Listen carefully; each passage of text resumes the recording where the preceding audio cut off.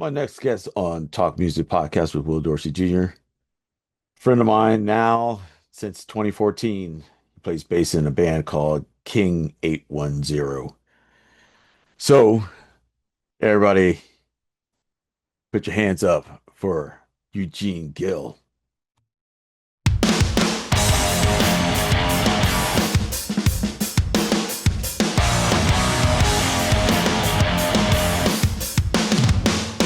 Welcome to Talk Music with Will Dorsey Jr. Every month, Our host Will is going to interview musicians from around the world and talk everything music. Our listeners range from professionals to recreational musicians who want to learn more about the industry, their instruments, and the community of top musicians. So join us, subscribe, and keep up with Talk Music.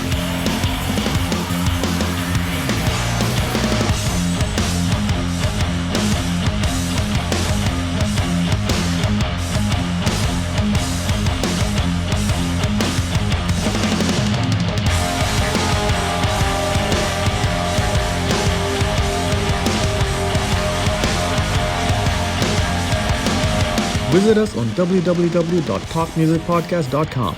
Subscribe to our YouTube channel. Download our podcast on Apple, Google, Amazon, and Spotify. Today's episode is brought to you by our sponsor, eRecordStudio, the new way musicians rehearse, record, and share their eRecord sessions on social media.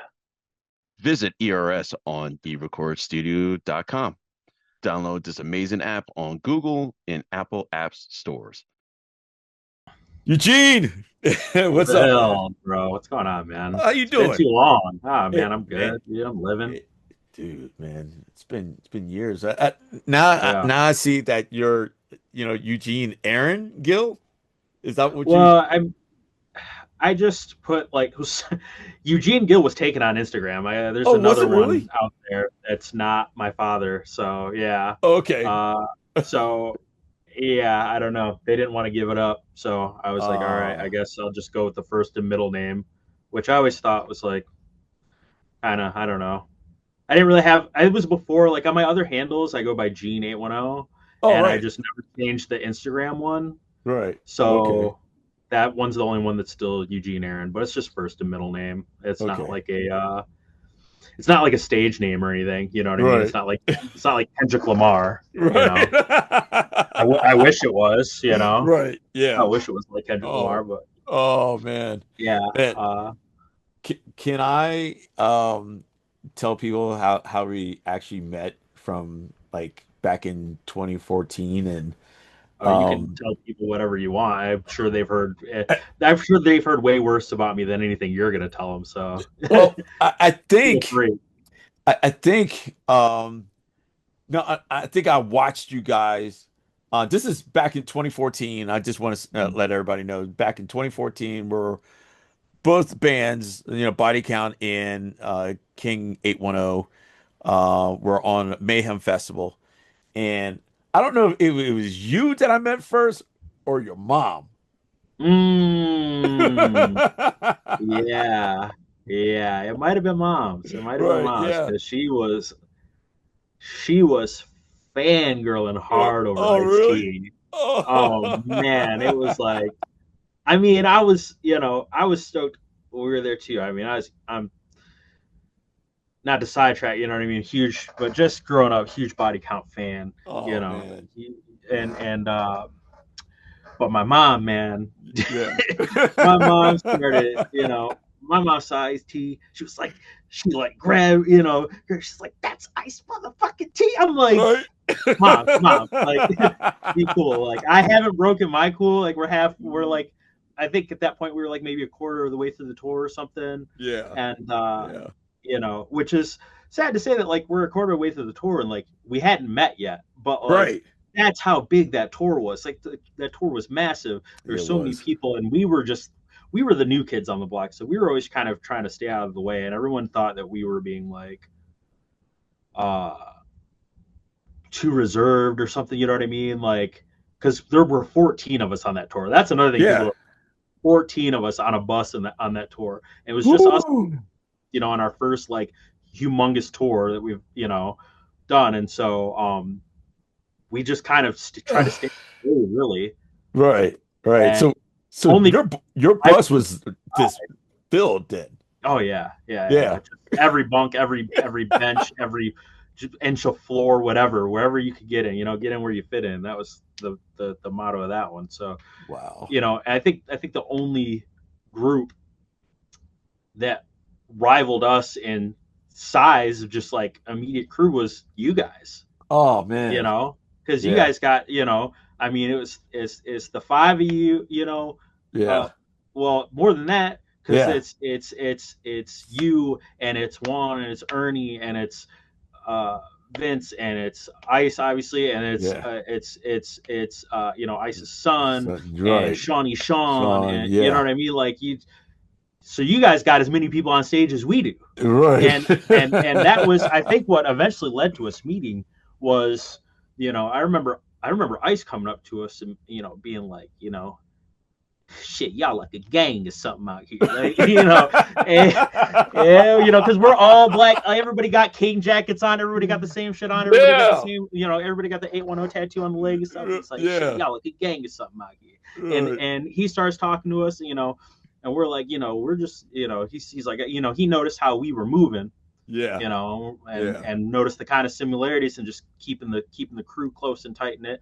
Oh my and we gosh, had talked to him, and then we kind of started to, all right, we see your crew, we see your guys out, and we speak or whatever. And then eventually, you and I spoke, and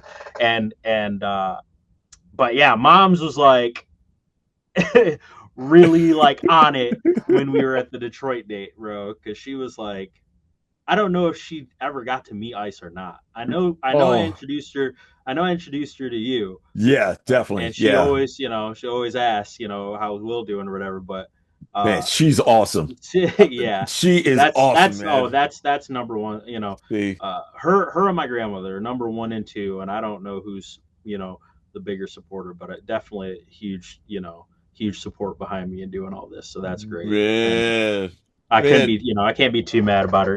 Right. I mean, I'm sure like back when my mom was listening to Ice-T, there's no way she could have ever known that she'd one day have a son who would grow up and play music and tour with him. Man, you know what I mean? So I'm sure that's got to be a trip for her for sure. Right. It's a trip for me too. I mean, trip for me being a kid, growing up and listening to Body Count at an age that I was probably too young to be listening to it, but when I, neither here nor there. Yeah. But how formative that was, man. It's a trip for me too. Dude, man. That's awesome, man. I mean, like, once you speak to your mom again, please tell her I said hello. Oh, absolutely. I'll see her this weekend, actually. Oh, awesome, man. Could I get into where, beginning of King, how'd you get involved with that band? How did that start? So, it really is just David and I have known each other since we were kids. Oh, wow. And when we met, we both were just kids picking up instruments and teaching ourselves how to play and wanting to, just wanting to rock. And, I met him through another friend. All right. And, we always tell this story about how, I met him, or I found out who he was because he was coming to my school. This guy didn't go to my school, but he was coming over to my school during lunch recess and and talking to this girl who was the new girl at the school who I was trying to talk to, and I'm looking out the window at recess going, who is this? Who's this redhead goth dude standing by the tree? Right. And I'm like, and so I peep game, but then, she's like, oh, this is my friend David, blah, blah, blah. And she's like, you should come down to the local, which was our little local music scene spot we go to every weekend. And there'd always be shows there every, Friday, Saturday, and sometimes on Sunday. And we go down there. And I met him and met all these people that were, it was kind of like, I was like 15 or 16. It was me kind of finding my place for the first time. Yeah. I felt like, you know what I mean? Like I'm growing up, as you know, as a black kid in the metal scene, I mean, it's just is Yeah. what it is. You know, surprise to those who don't know, I am black. Yep. I'm of the light skin variation, but I There you am. go. You know, my mom's mixed and my dad's black, so I'm at least 60/40. There you go.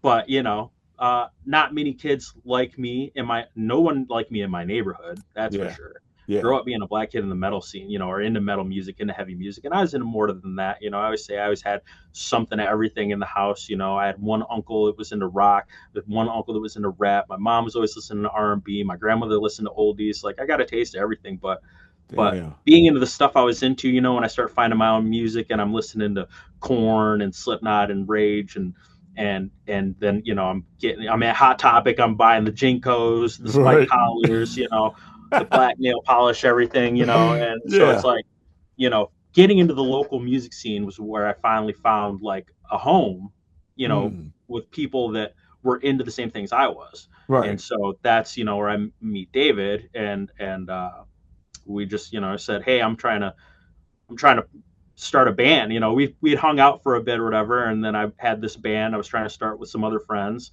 And then, you know, it's like, okay, hey, we need a guitar player. Hey, we need a drummer. And he's like, well, I play guitar, and you know, my cousin plays drums. And so we started that band, which was just everybody's first band, right? It's Oh, terrible. It doesn't, you know, it doesn't do anything, but right. it sets the foundation for him and I playing together. And we've just always stuck together through every failed little local band project until we landed on King. Wow, dude. Dude, man. I mean, when you guys perform, I'm gonna tell everybody right now, man, you gotta watch, especially this guy right here. This dude's all over the place. Are you still like that? Or Yeah. Well, when I got room, you know, there's more things on the stage now. There's more things getting in the way, and there's the things on the stage are nicer okay. than when, you know, back then, you know, we had stuff that's like, okay, like this stuff's gonna get roughed up. Right. But now Yeah. it's like, you know, shows are, you know, the gear's a little nicer, you know, I'm a little less willing to part ways with with Right. equipment, you know, Yeah. and you know, and stuff's getting more expensive. So Yeah. I'm not as destructive. I still try to, you know, stay active, you know, up Right. there. You know, just I think within reason. You know, I think if the chaos gets a little more controlled every year. Right. And I don't know if that's old age slowing me down, but I don't know. Oh. I like to think that it's not, man. I like to think that it's not. Dude, I just did this last tour we did with a knee injury, and I tried to kind of just hide it, Oh.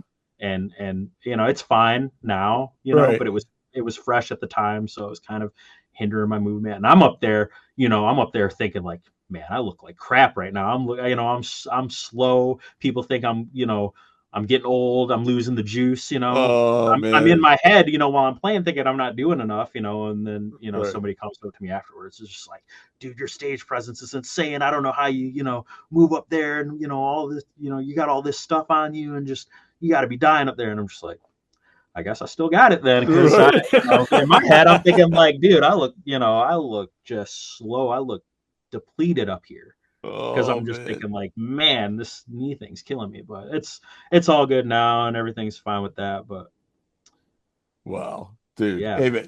I I was gonna still get down. Yes, I right. still get down. But you're still getting it. I know you are, man. I know Yeah. you are. That's the one thing, you know, like one of the things I loved about like all you guys. I mean, even David, you know what I mean? So I mean, are you guys I don't know what's the stage present is now currently. Mm. But you know, because I know he used to throw himself all in black or Mm. whatever in this. I don't know if it was Mud. paint. It Was it was mud. mud? It was It was mud. mud. It was Oh, mud. It was soil on the Mayhem Fest when you right, saw it. It right. was soil, yeah, before Fatter on the Heart, which used to be the last song that we would do.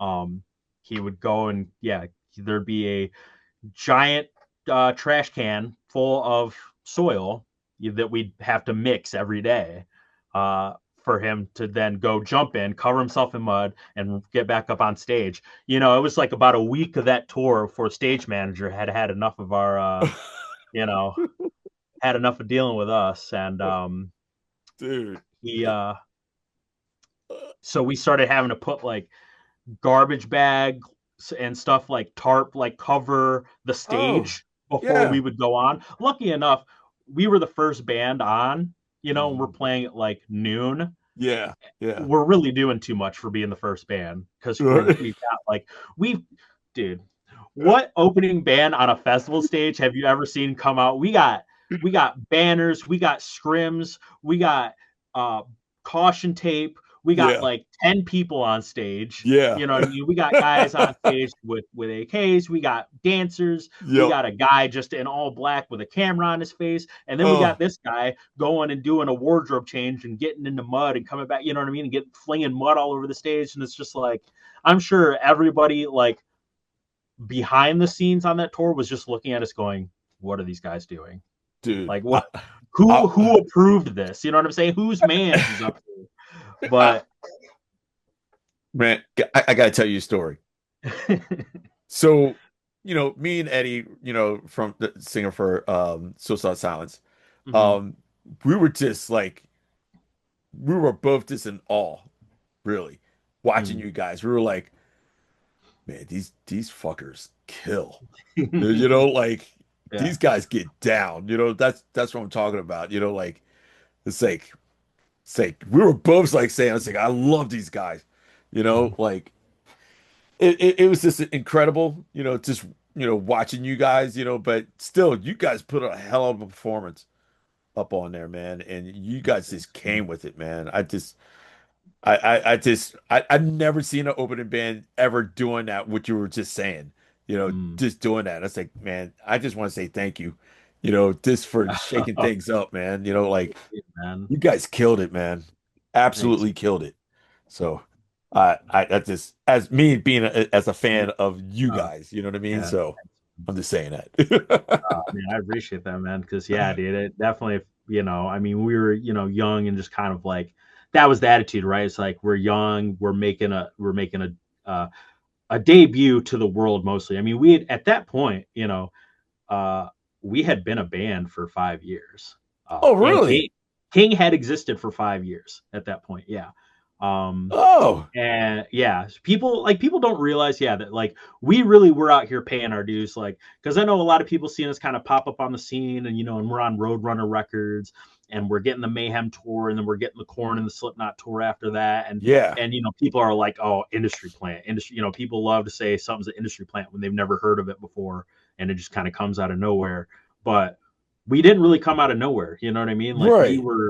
we were cutting our teeth in the Midwest. We just didn't get anywhere. We didn't have any friends. We didn't have anybody plugging us in to do like tours, where, every other band, you just somebody picks you up as a opening band on a small tour and this and that, and we kind of weren't doing that.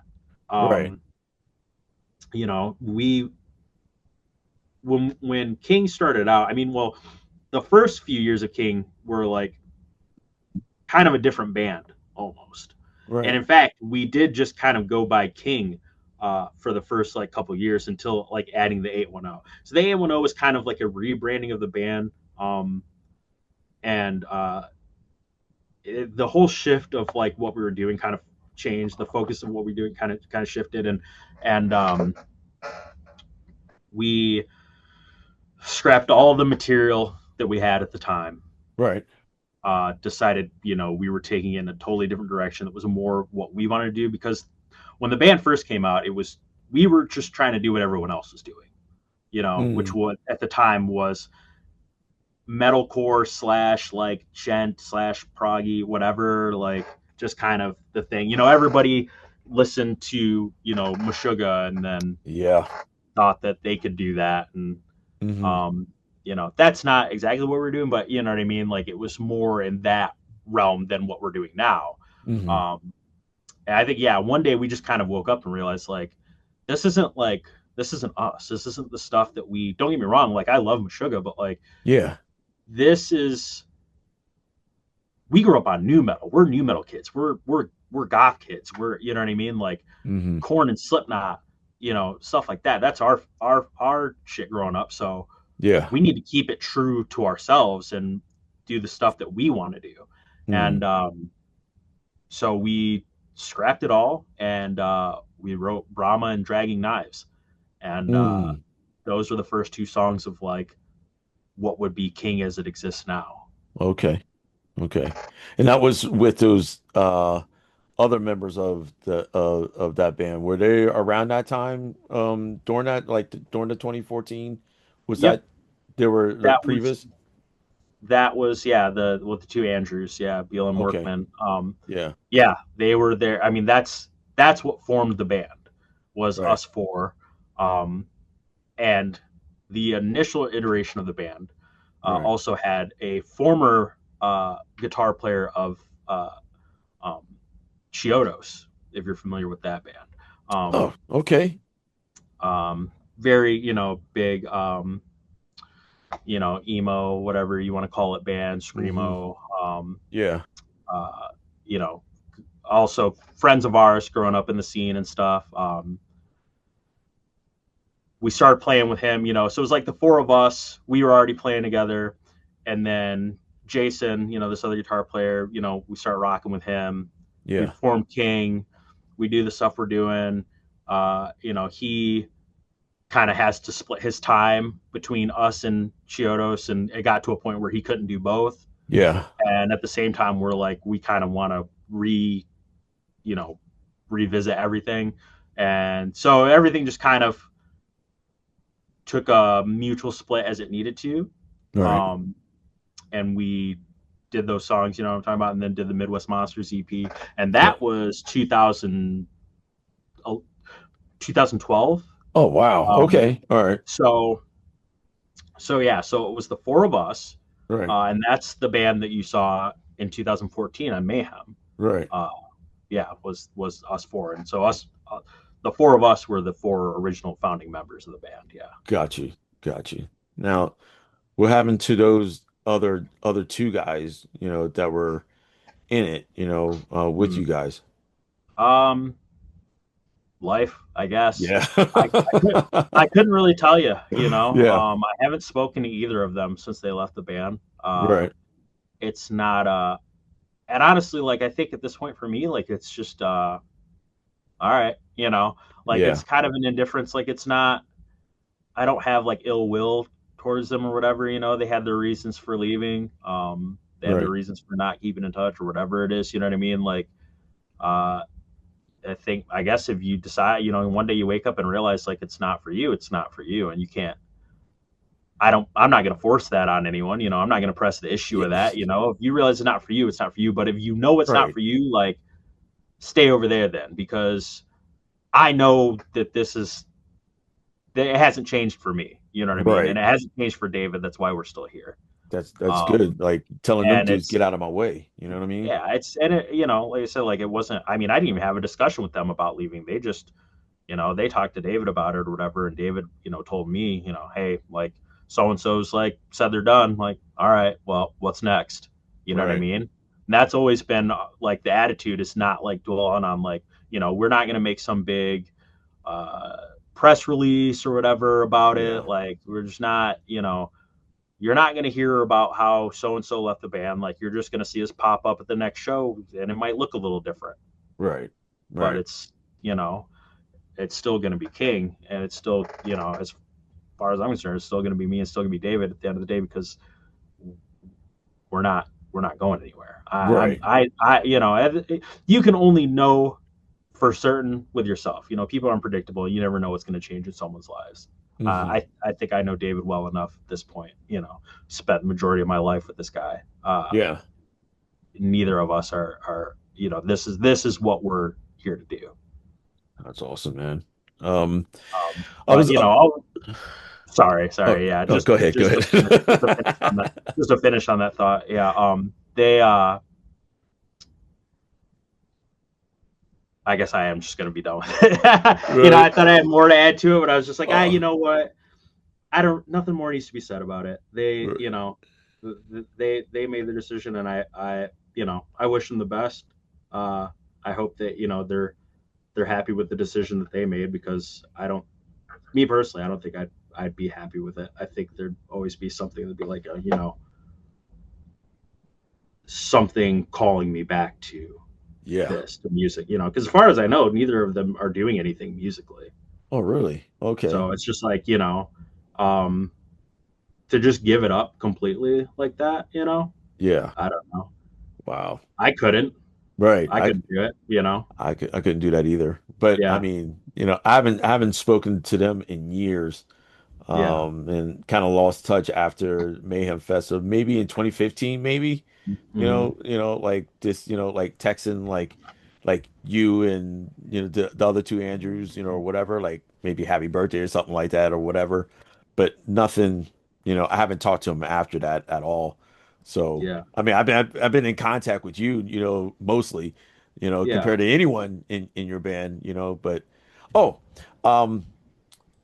I wanted to go back also during the touring. Um it was because I know you guys were like kind of to yourselves Mhm. on that tour, but for me, like uh me even getting the pleasure of even getting on your guys' tour bus was cool Mhm. for me. It was cool. Yeah, yeah. I haven't Yeah. seen, I don't know, like you told me, I think someone else told me on your crew is that we don't allow anybody really up on our tour bus at all, Yeah. you Yeah. know. Um, but for me, it was like, man, you guys were just cool dudes, for Yeah. me, you know what I mean? Yeah. So, but thank you, man. Oh, Appreciate it, yeah, dude. man. No, of course. Thank you. I mean, it wasn't like just it wasn't like this thing where it's like, oh, there's top secret information going on here. You can't be exposed to this. You know what I mean? It was just kind of like, I think we were just constantly trying to do damage control. We got a crew of 14 people that are all people who don't have any sense about them. You know what I mean? Like Yeah, none of these guys have ever been on a tour before. yeah, Literally the way it worked was like we were scraping it as a local band, like just doing our thing, whatever. We were kind of just in like this in our own corner of the country, even though right. we're in the Midwest, so we're not in a corner, but like just in our little pocket, whatever, just doing our thing and not really going outside of that. You know what I mean? But somebody one day, finds out about us, finds the Hmm. EP, decides they want to give, four kids from the slums a record contract, and we're just like, all right, well, we need to not fuck it up, basically. Like, Right. and at the same time, we feel like nobody gets an opportunity out of Flint. There are no opportunities in Flint. Like nobody gets Mm. out. So now that we're getting this like chance, Yeah. we feel like we got to put everybody on. Yeah. And so the entire crew, everybody's got these awesome crews on the tour with Mm. like techs that have been in the game for years and years, whatever. Yeah. Our entire crew was just our boys. All our Yeah. techs were guys who had never even touched an instrument besides maybe one guy. Right. And Right. everyone's learning this shit on the fly, Yeah. you know. But it was like I we'd rather do that, you know what I mean? I'd rather pay my boy and put him on and show him the ropes and show him what to do, you Yeah. know, and maybe build a career for him in that, uh, other than just bringing on somebody that I don't know. Because then you got to add somebody in. There was one dude in the crew. There was one dude in the crew who was not like with us, as in Right. like didn't grow up with us or anything. You know what I mean? And it Yeah. was our tour manager. Oh. This dude named Nick Clark. We call him Fry, and man, we put that guy through hell. Oh, did you Uh, really? yeah, he's like a great, like nice guy. You know what Yeah. I mean? And it was like his first TMing gig, Okay. and good lord, we made his job hell. Uh, Oh man. but I mean, you got to be in charge of 14 hood rats who Right. don't know any better. You know what I mean? Like, Right. so the not letting people on the bus was like, well, one, we're over capacity at all times as it is Yeah. anyway, Yeah. and for two, I think we're mostly just trying to keep our guys in check and not have anybody do anything stupid. So it's just like it it was a cage for the animals. You know what I mean? Right. And it was just Right. kind of Right. like, Right. and we got a sign up front, do not feed the animals. Like, Right. that's kind of just that was kind of the vibe in there. Right. But you know, we hung out with somebody enough, and it was Yeah. cool with them, like you or this was besides silence guys too. You mentioned Yeah. Eddie. We were on Gar's podcast too. That's right. I Just forgot had about some, that. Yeah, just Yeah. Garza had a funny story about getting kicked off the bus as well. All right. Yeah, he tried to get on, and our bus driver shut him down at the door, and Oh that was just man. how it was, man. Because everybody knew, this shit could just like when you grow up having nothing and you finally get something, you Yeah. you you hoard it and you covet it, and me personally, I looked at all the things that we were doing up until that point and how many times we could have potentially just ruined everything Yeah. with anything we were doing in our lives. Mhm. And I was really like, we're not gonna fuck this one up. Like Yeah. this is the chance. Like we're not gonna ruin this. And Yeah. anybody who's like on their way to ruining this or has a you know what I mean, like possibly fucking this up, like they're gonna have to deal with me. Yeah.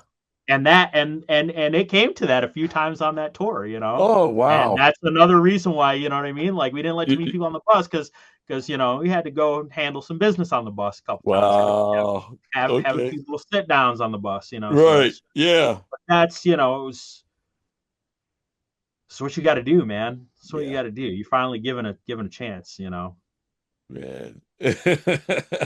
Can I ask, like I hate to ask this question, like of course we're all in metal. Mhm.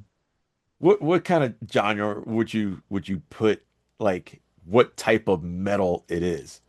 Oh, Like for King, you know what I mean? uh, How would you well, describe it? I think the thing that so when we're talking to like a front of house guy, somebody new who's not mixed us before, Uh-huh. the thing we always say is we're a new metal band that thinks they're an industrial band. Okay. Okay. So, you know what I mean? Like the vibe is like drums and vocals up top, production up top, you Yeah. know, guitars are just an accompaniment and but heavy on the groove, heavy on the rhythm, that kind of mix. And I think that is kind of where we sit these days. It's like we're very much a new metal band. Um Okay. I just when I talk to people that don't know us, I feel like my response is different because talking to you or talking to somebody else in the industry, I'm just like, yeah, we're new metal, whatever. You probably already have like an idea of us anyway. But when Yeah. I talk to people that have never heard us, and especially people that aren't into, aren't already in the genre or think are into the genre, Mhm. I'm kind of apprehensive to tell people that we're a metal band because I think it's kind of a disservice to Yeah. the entire breadth of what we do. Yeah. Um, when you look at our catalog, I would say probably close to 50% of it is not metal. Oh, Um, when yeah. you look at like even going back to Memoirs, our Yeah. big debut album, Right. half of that album was not like heavy metal. It was, we had acoustic songs on there. We had Hmm. some electronic stuff on there. We Yeah. had spoken word on there. Yes, you did. So it's just like, yes, we're a metal band because that's what's put at the forefront. That's what everybody sees. Yeah. Uh, but it almost feels like a disservice to just pigeonhole us as that because we're doing so much more. And I always tell people like, if you dig through the catalog enough, um, there's something there for everybody Yeah. because we've touched on so many different genres. Yeah. Yeah. You guys have. You guys have. But I think overall, yeah, I mean, you just would say we're a new metal band because that's the vibe and the attitude and um, we very much try to keep the spirit of like the early 2000s alive. Yeah. Yeah. That's cool, man.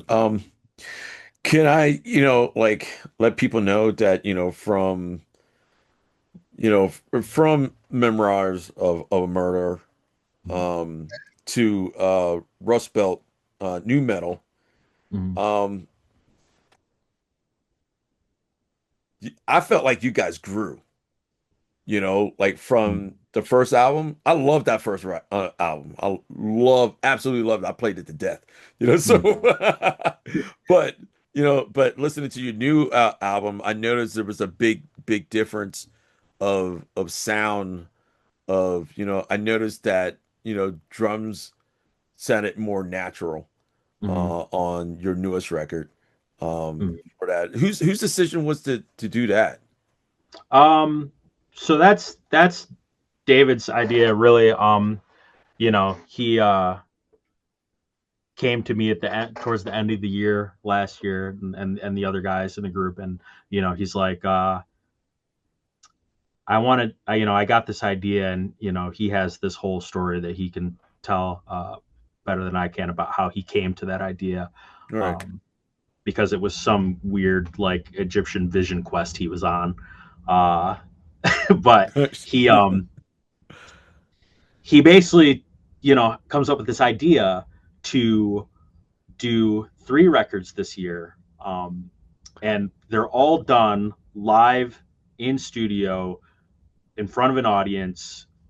One take, one track, no click, no production, none of that. Like really just getting back to the roots. So if you didn't know that, for you to say, yeah, the drums sound more natural, it's because they are entirely natural. There's no production, there's no studio magic, there's no punch in or sound replacement or none of that. Like what you hear on Rust Belt nu metal is 5 dudes in a room jamming on their instruments and nothing more.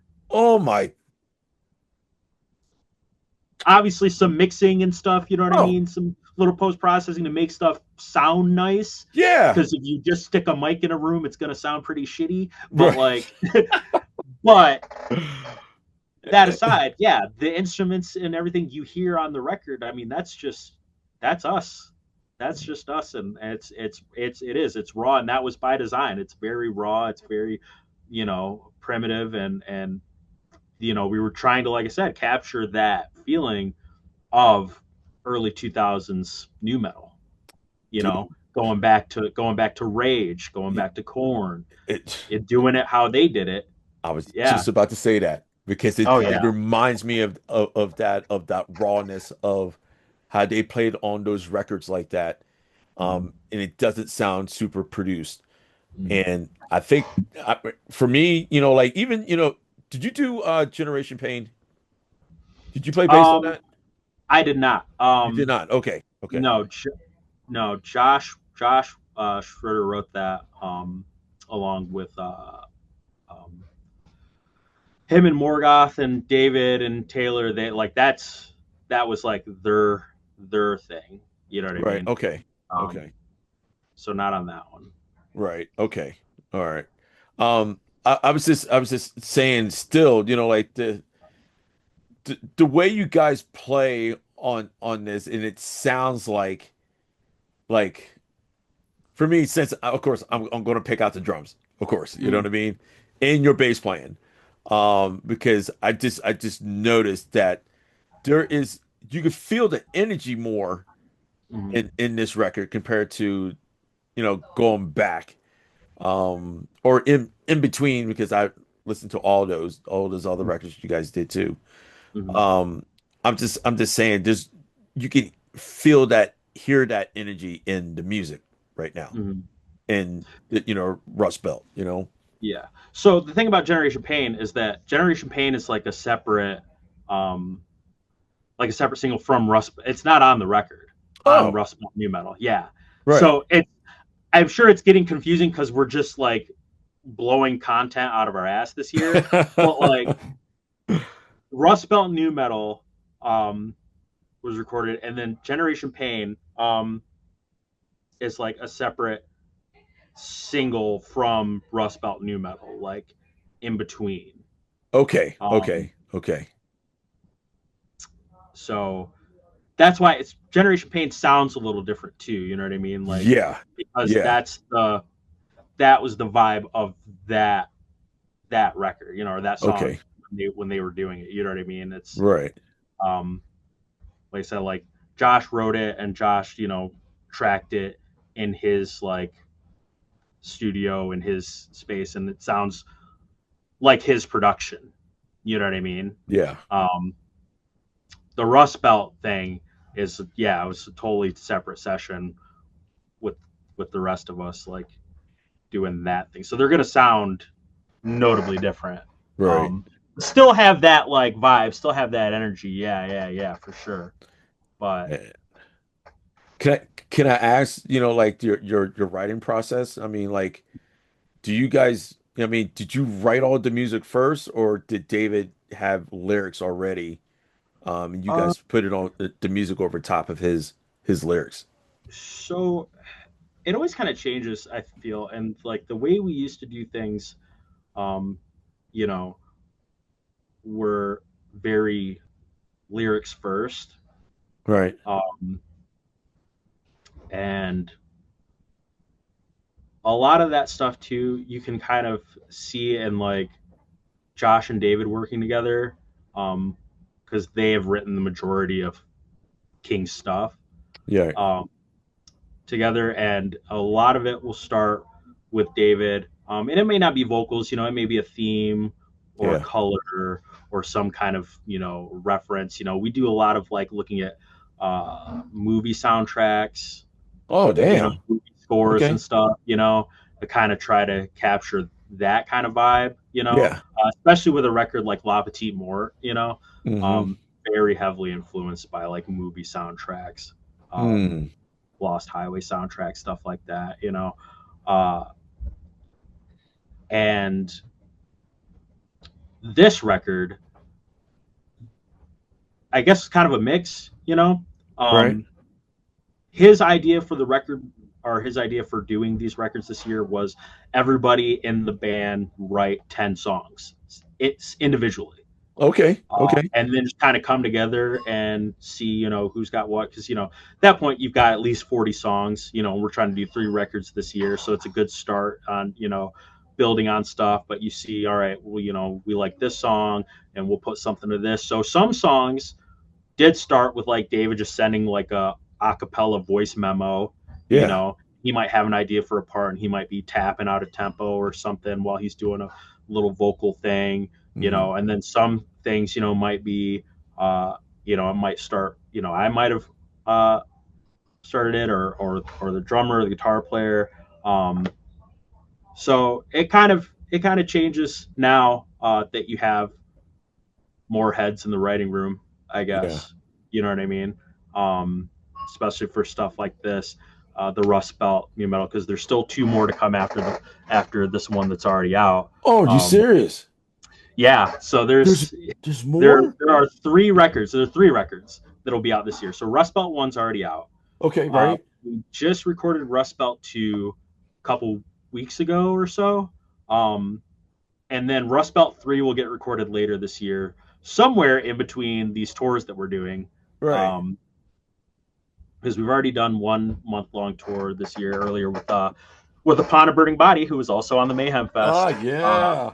So yeah, it's been a lot of reunions this year. Well, that's We cool. did that tour. We got another tour next month in Okay. Europe, and then we're working on something else later this year, along with some shows that we're doing in Michigan. But um, the 3rd record will get recorded around that time. But like I'm Right. saying, like we're doing 3 records, so um, there's a lot of, we're kind of just going about it however way we can, rather than just like sitting there and being like, okay, like we're gonna do it like this one way. And you can kind of see it in uh, Rust Belt. The first record, I think, feels very cohesive because most of those songs, JP, our drummer, had written like himself. So it's kind of, uh, there's a certain style there. Yeah. And you can hear like that going into like this second record. Okay. Um, but I think the second record it's really diverse in Mm. sound, Right. because there is like the heavy stuff, but there's some lighter stuff, and there's some grungy stuff in the middle there. That Okay. So here's what happened Okay. actually. All right. All right. Uh, I'm we interested, were man. writing. I'll tell you how this writing process was going. Okay. We were writing the story, or writing the uh, sorry, we were writing the record on tour, um, on this last tour we did with Upon a Burning Body. Okay. Because we had just recorded Rust Belt 1 like before we left, I believe. I can't remember the timeline really, but we did Rust Belt. We were doing the tour. We've got to do Rust Belt 2 when we get home. So we're writing on the road. And, every day I'm like in the van or in a green room or something. And I've got, got my guitar and I'm playing on a little practice amp, recording little voice memos, trying to come up with songs. And I'm, thinking like, okay, Rust Belt 2, we're just going to keep going on this heavy train, whatever. And then I start writing riffs and they're just like these spacey, grungy riffs. And I'm like, and we're just we're not ones to get in our own way when it comes to music. We're not going to sit and be like, I got to write a heavy song or I got to write a folky song or I got to write, you know what I mean? Like we're just going to write and whatever comes out is what comes out. And it's either, it either passes the vibe check or it doesn't. But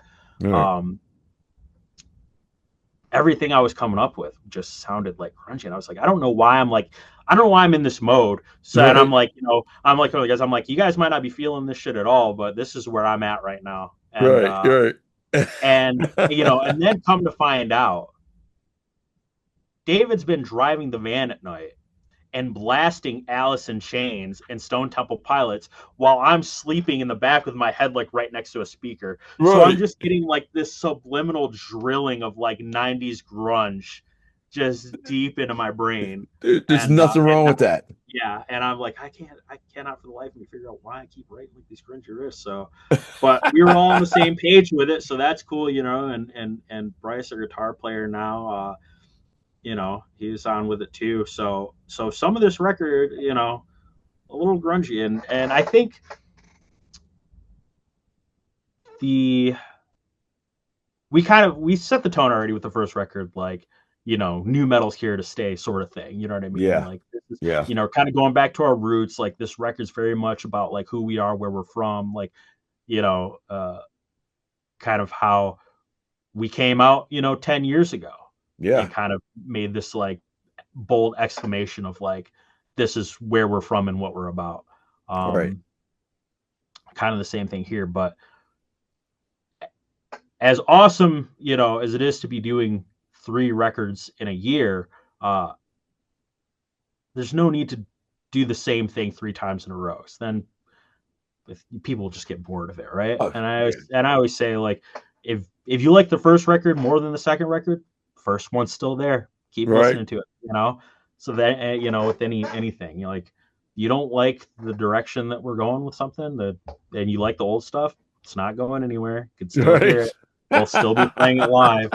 It'll be all right, But you should expect some growth and evolution out of any artist you enjoy, because that's the point, right? That's exactly.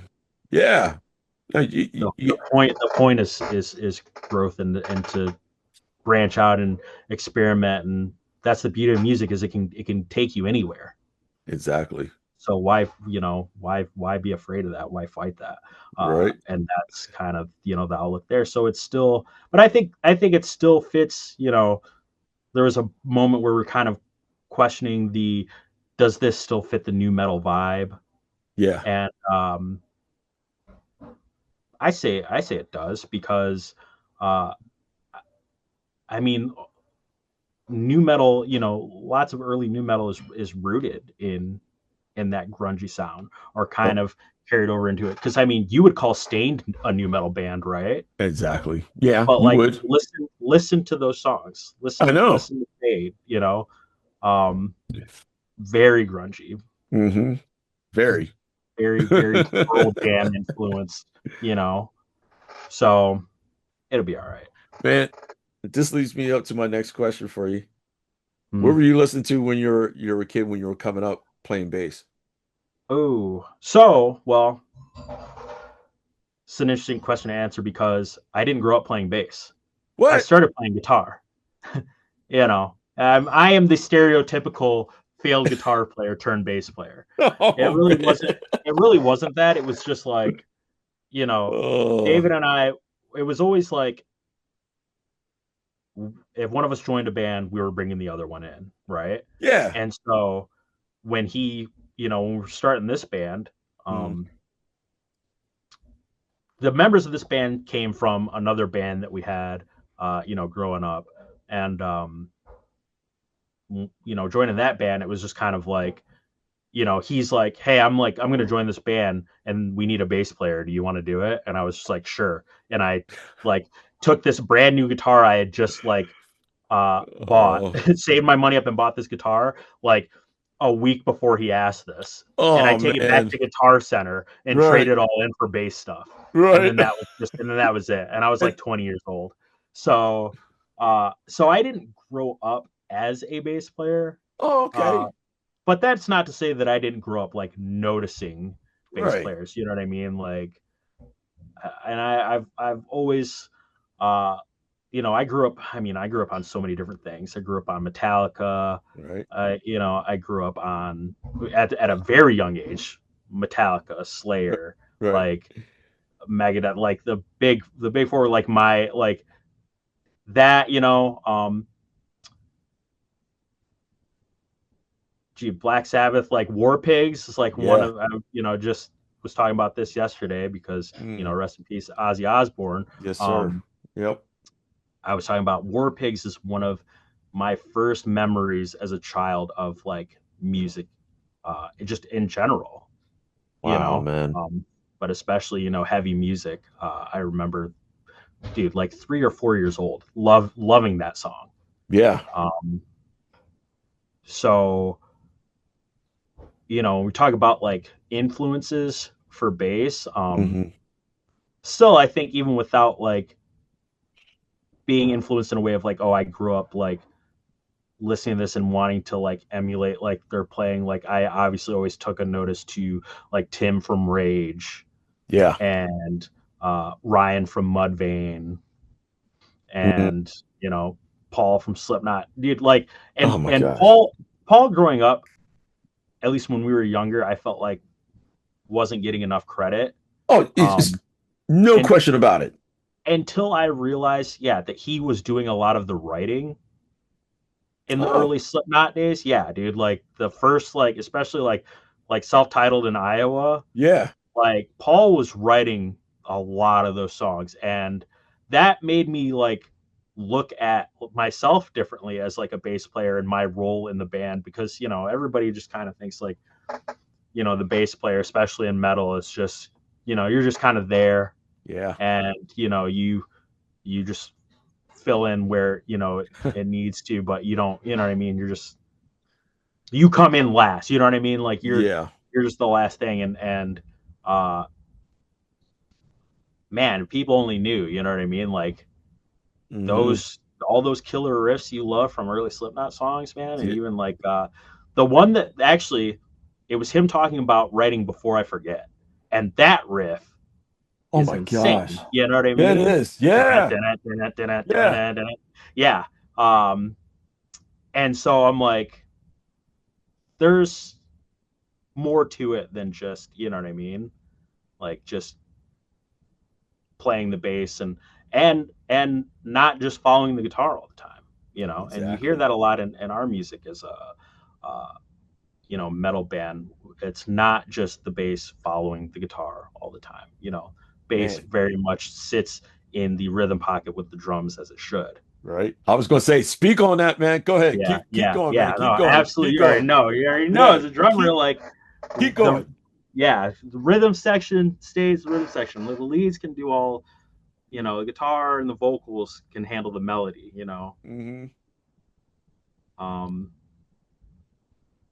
and so that is, uh, I would say, one of the biggest influences for me, as not just a player, a bass player, but a musician in general. Exactly. Is Yeah. that like everybody can have like everybody has their like role to play, right? Yeah. But just because your instrument is the bass doesn't mean that you are just relegated to playing the bass. Like if you got ideas, man, get them out there. Exactly. Exactly. Man, I'm like that. I'm kind of like that person in body count like that. Mm-hmm. Um, People didn't know I could write. Yeah.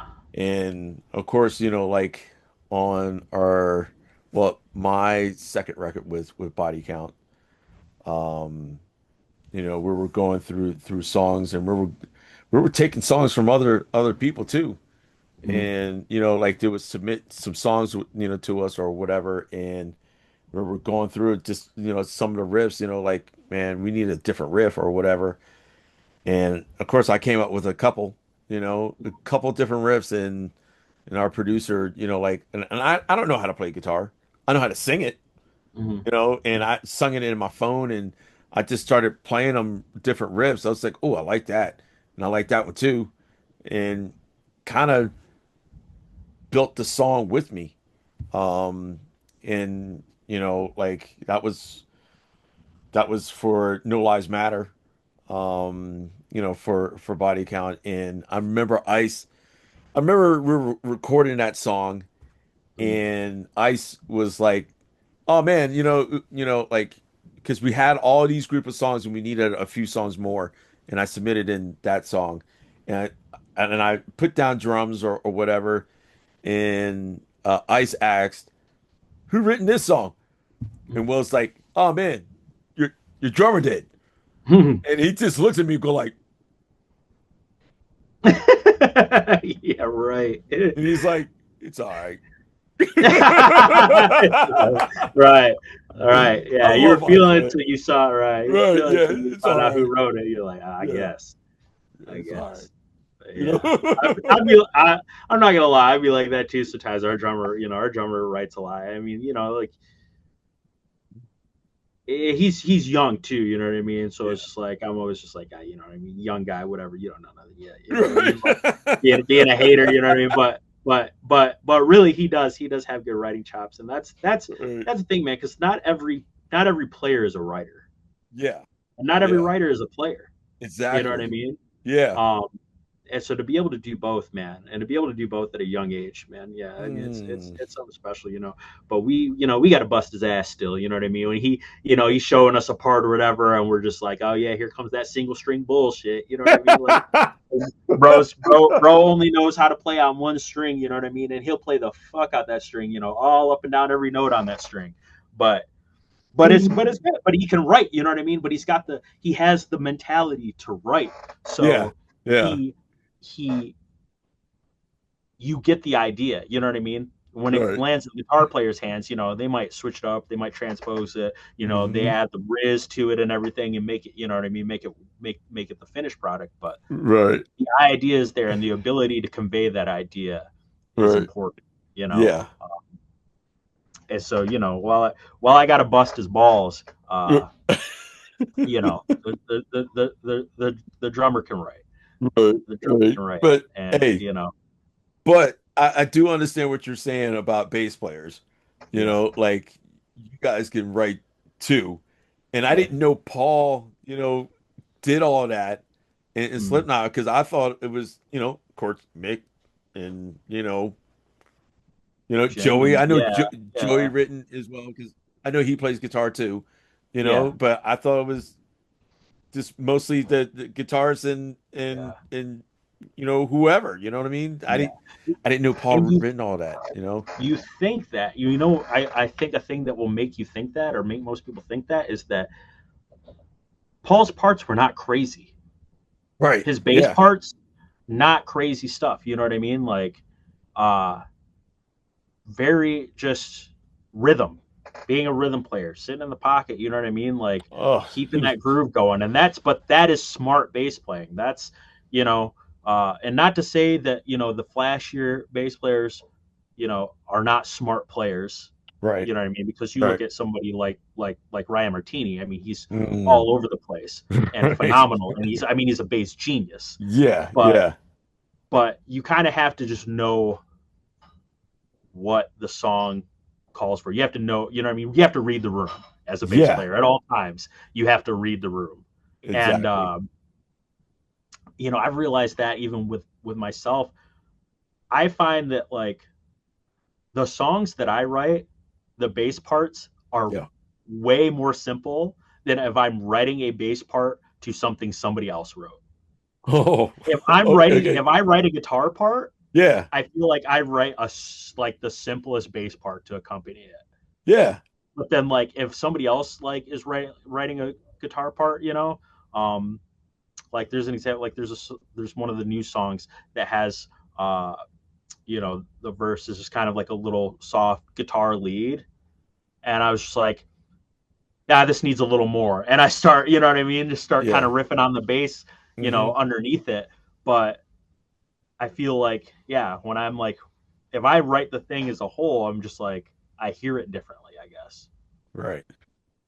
Yeah, man. I'm glad you touched up on that, man. Thank you for doing that, man. Yeah, Like man. explain. They gotta, You guys they got a gotta side. know. They have to know your stuff. You know what I mean? Yeah, Because they gotta know. I talked to my brother. My brother's also a bass player. Mhm. It just seems like bass players just get no love.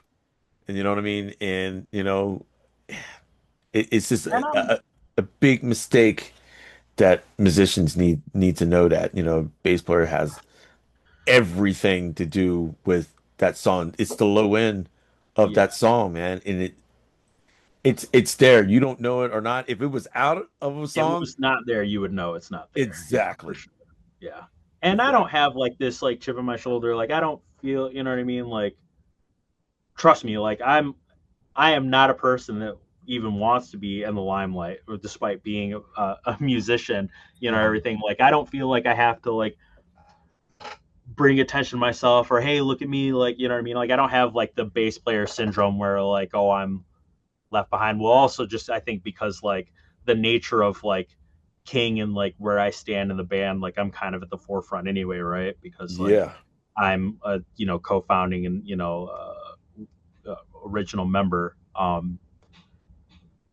and just kind of the way our stage presence is anyway, like with the other guys in masks and stuff, like I'm just gonna kind of stand out. Plus, being like a 6'5" black guy on stage is kind of like Yeah, you just you kind are of you are pretty sticks tall, dude. out. just naturally kind of sticks out. So it's kind of like I kind of get a little advantage over being like the bass player hidden in the back, sort of Right. thing. But Yeah. but just naturally, like I don't feel uh like I have to stand out, or make this like big claim or stake for myself, Right. because that's not where I'm. If that's not where I'm supposed to be, it's not where I'm supposed to be. Yeah. You know, Mhm. at the end of the day, as a bass player, as a rhythm player, this too as a drummer. Mhm. Um, you know, when it's time to stay in the pocket, you better keep your ass in that pocket. Yeah. You know what I mean? Like Yeah. it ain't about you. It ain't Nope. always gonna be about you. It may not ever be about you. You know what I Exactly. mean? You may It's get your little moment and you get to show your ass here and there, but like right. you get your ass right back in that pocket. And it's and that's what's going to do the song the most Mm, justice. And that's where we're at, right. that's where we're supposed to be. And you just know in your head, like, I'm holding this shit together. You know what I mean? Right. Because Yeah. if I wasn't here, this shit's going to hell. Like this shit's falling apart. You know what I mean?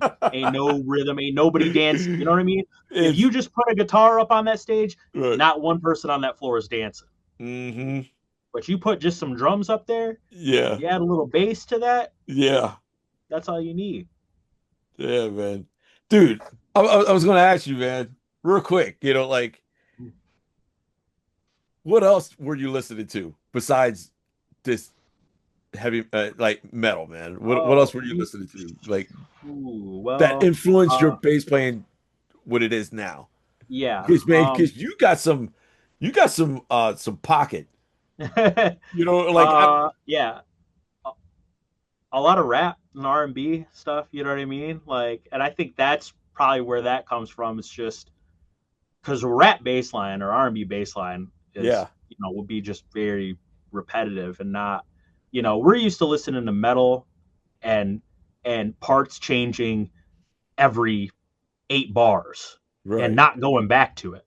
You know what right, I mean? yeah, Like, you listen to R&B bass line. hmm, You're hearing that one bass line the entirety of the song with a few little variations here and there just for flavor. right, But yeah, like that like motif you're hearing the entire time. And I think that's, listening to like, growing up and, even just as a kid, hearing my mom listening to like Erykah Badu There you and go. hearing Yeah. those bass lines, you know what I mean? Woo. Yeah. Yeah. Yeah.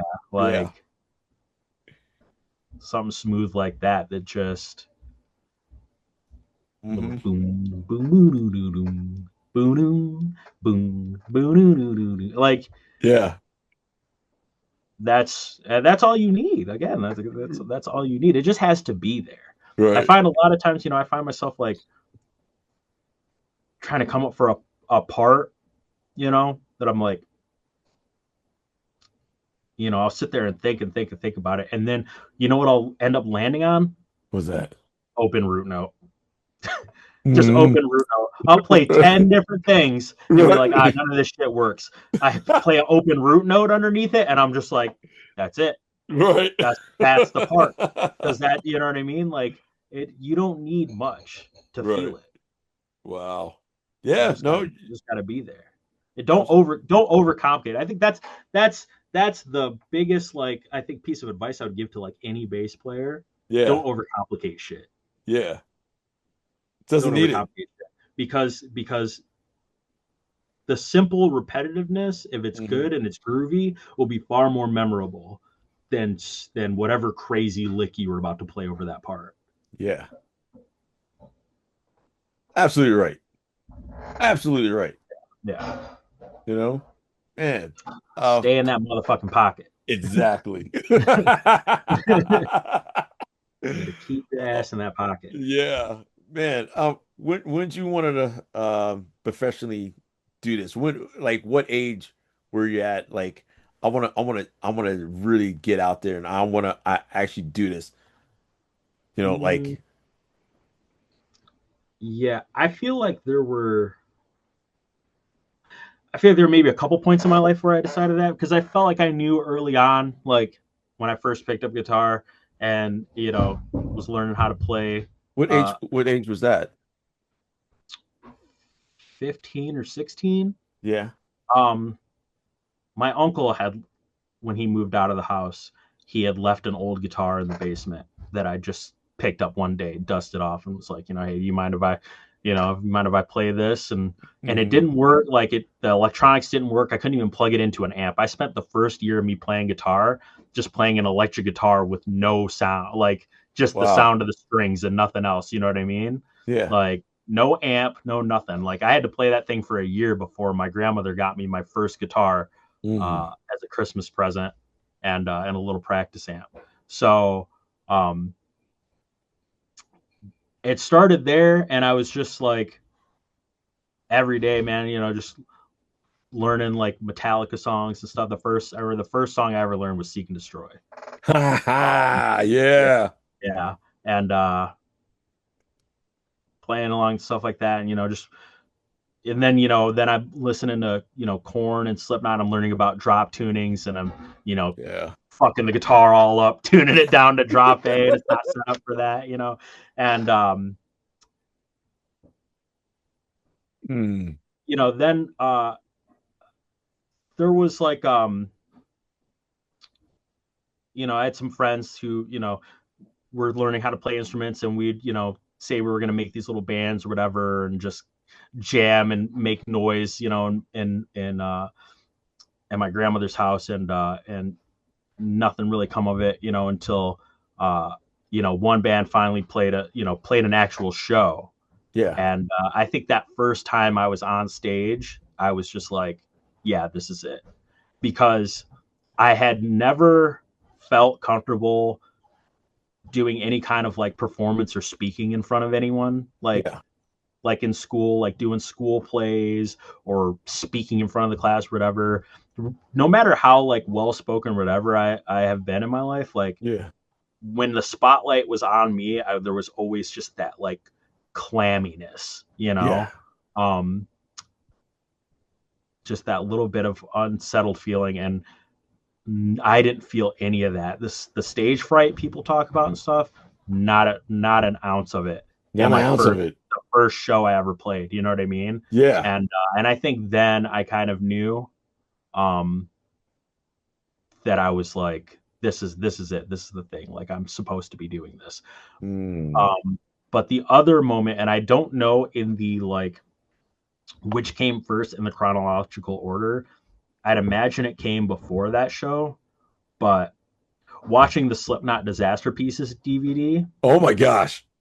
is literally the like, I see that and I'm like, I'm the Leonardo DiCaprio meme, like pointing at the screen going, that's it, that's it, that's Yeah. what I want to do. Like, what they're doing is what I want to do. Dude, I was just telling my 6-year-old son that he has to go watch that DVD. Yeah. Oh, You know, to me, because that made me more of a fan of them when mhm. that DVD came out back then. It was just, they were just sick. You know, it's like, oh my gosh, these guys are unreal. You know, Mhm. like this is their show. You know, like, but yeah, no. Sorry, man. I went on a No, tangent. yeah, no. So, I mean, dude, I'll sit here and I'll talk about that entire DVD for 2 hours, dude. Like, that is so, like, it's such an iconic DVD. It's so pivotal. yeah. Like, it was my favorite band growing up. Like, Mm, and like just blew me away watching that. You know, I'd never even seen them live yeah. in person. Uh, Yeah. like 10 years. It was their 10-year anniversary in 2009. Yeah. Is the first time I saw them live. Damn. Yeah. Like, I didn't get to like go to a lot of big concerts growing up, you know what I mean? Yeah. Like, never got to go to an Ozfest. Right. You know, I was too young. I just missed the Woodstock days, you know. Oh man. I mean, you know, the first concert I ever went to was it was King's X, Joe Satriani, and Dream Theater, and I had never even listened to any of those bands, but my friend had a free ticket, and I think Okay. I was like seven. This was like my first like big concert. No, I wasn't 17. I was like, I think I had been like 16 ish. Mm, I don't know. mm, That was like my first like not local show concert I ever went to, right. and you know, I mean, at that point in my life, I'd never been to anything like that. And again, Mm, like, yeah, I don't even know how I ended up at that concert. I remember that being like the first like big concert I ever went to, but right. you know, so it's memorable in that way. Right. You know, nothing against, you know, there's obviously Joe Satriani is a legend in Dream Theater and all that, but it was just Yeah. that stuff wasn't really my thing. Yeah. Um, It's not for everyone. my thing growing up was the new metal. It was, you know, at that point, you know, I grew up, I had early, you know, thrash metal and punk in the Yeah. house from the one uncle. And so I was into that at like a very, very early age. Rancid is another big one. Damn. So that's another heavy bass influence, honestly. Yeah. Maybe not playing wise, but like tone wise, I've always loved that like high attack, like really punchy bass tone. Yeah. You know, I obviously always love the Maxwell Murder bass solo. Hmm. And another like another one of my like favorite bass tones ever is Comeback Kid on the Wake the Dead album. It's a Oh, bit newer, but like, yeah. I guess not newer because it's like right. early 2000s, but like, you know what I Yeah. mean? Like, growing up, like, that was like the bass tone I like, but like that kind of like, you know, the punk sound. So I was into like the thrash and the punk, and then when I started to find my own music, I liked, you know, Korn and Slipknot and Mudvayne. Yeah. Fear Factory was a Yeah. big one. That's like, Mm, so a lot of like uh industrial influence yeah. into, you know, they had a lot of industrial stuff into like the new metal sound. Hmm. I always thought was really cool. So that stuff was like where you know, where it started. I'm kind of getting off on a tangent now, so Oh I feel no, like, no, you're good, yeah. man. Dude, you're Um good. I'm trying to circle this back around to the like original question here. Right. Because we're just kind of riffing, but sorry, where like what was the? Well, going back to that question, like the music influences that you had, like, and that's what I was wondering, like, what else, influenced you with the R&B type of music, but you got me on that, man. You're good. Okay, I got it. I just had to jog my memory, man. You know It's what I all mean? right. It's all right. Brain's been rocked around too many times, too much Right. headbanging, it gets all jumbled up. Right. Yeah, sorry. What I was circling back to here was that the defining moments. Yeah. So there's another defining moment that made me say, like, this is what I want to do. And it was another band that I was very into growing up was the Misfits. Wow.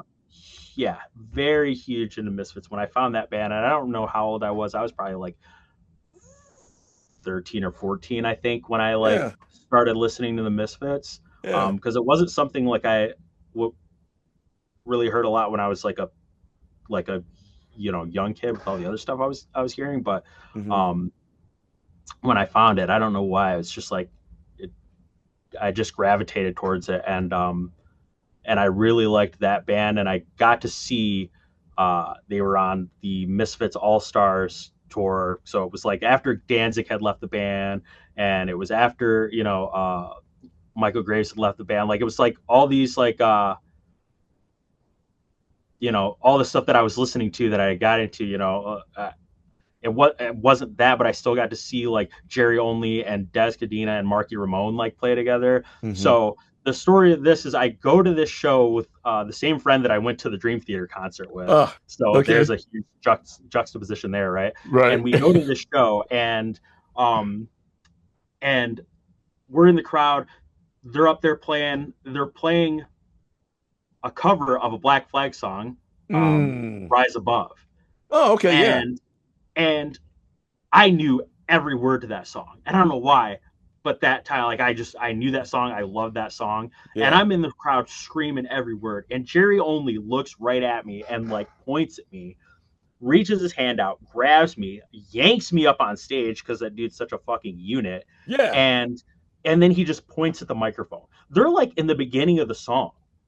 So I just like am doing this. I'm 17 years old. I'm on stage with what is currently the Misfits. Yeah.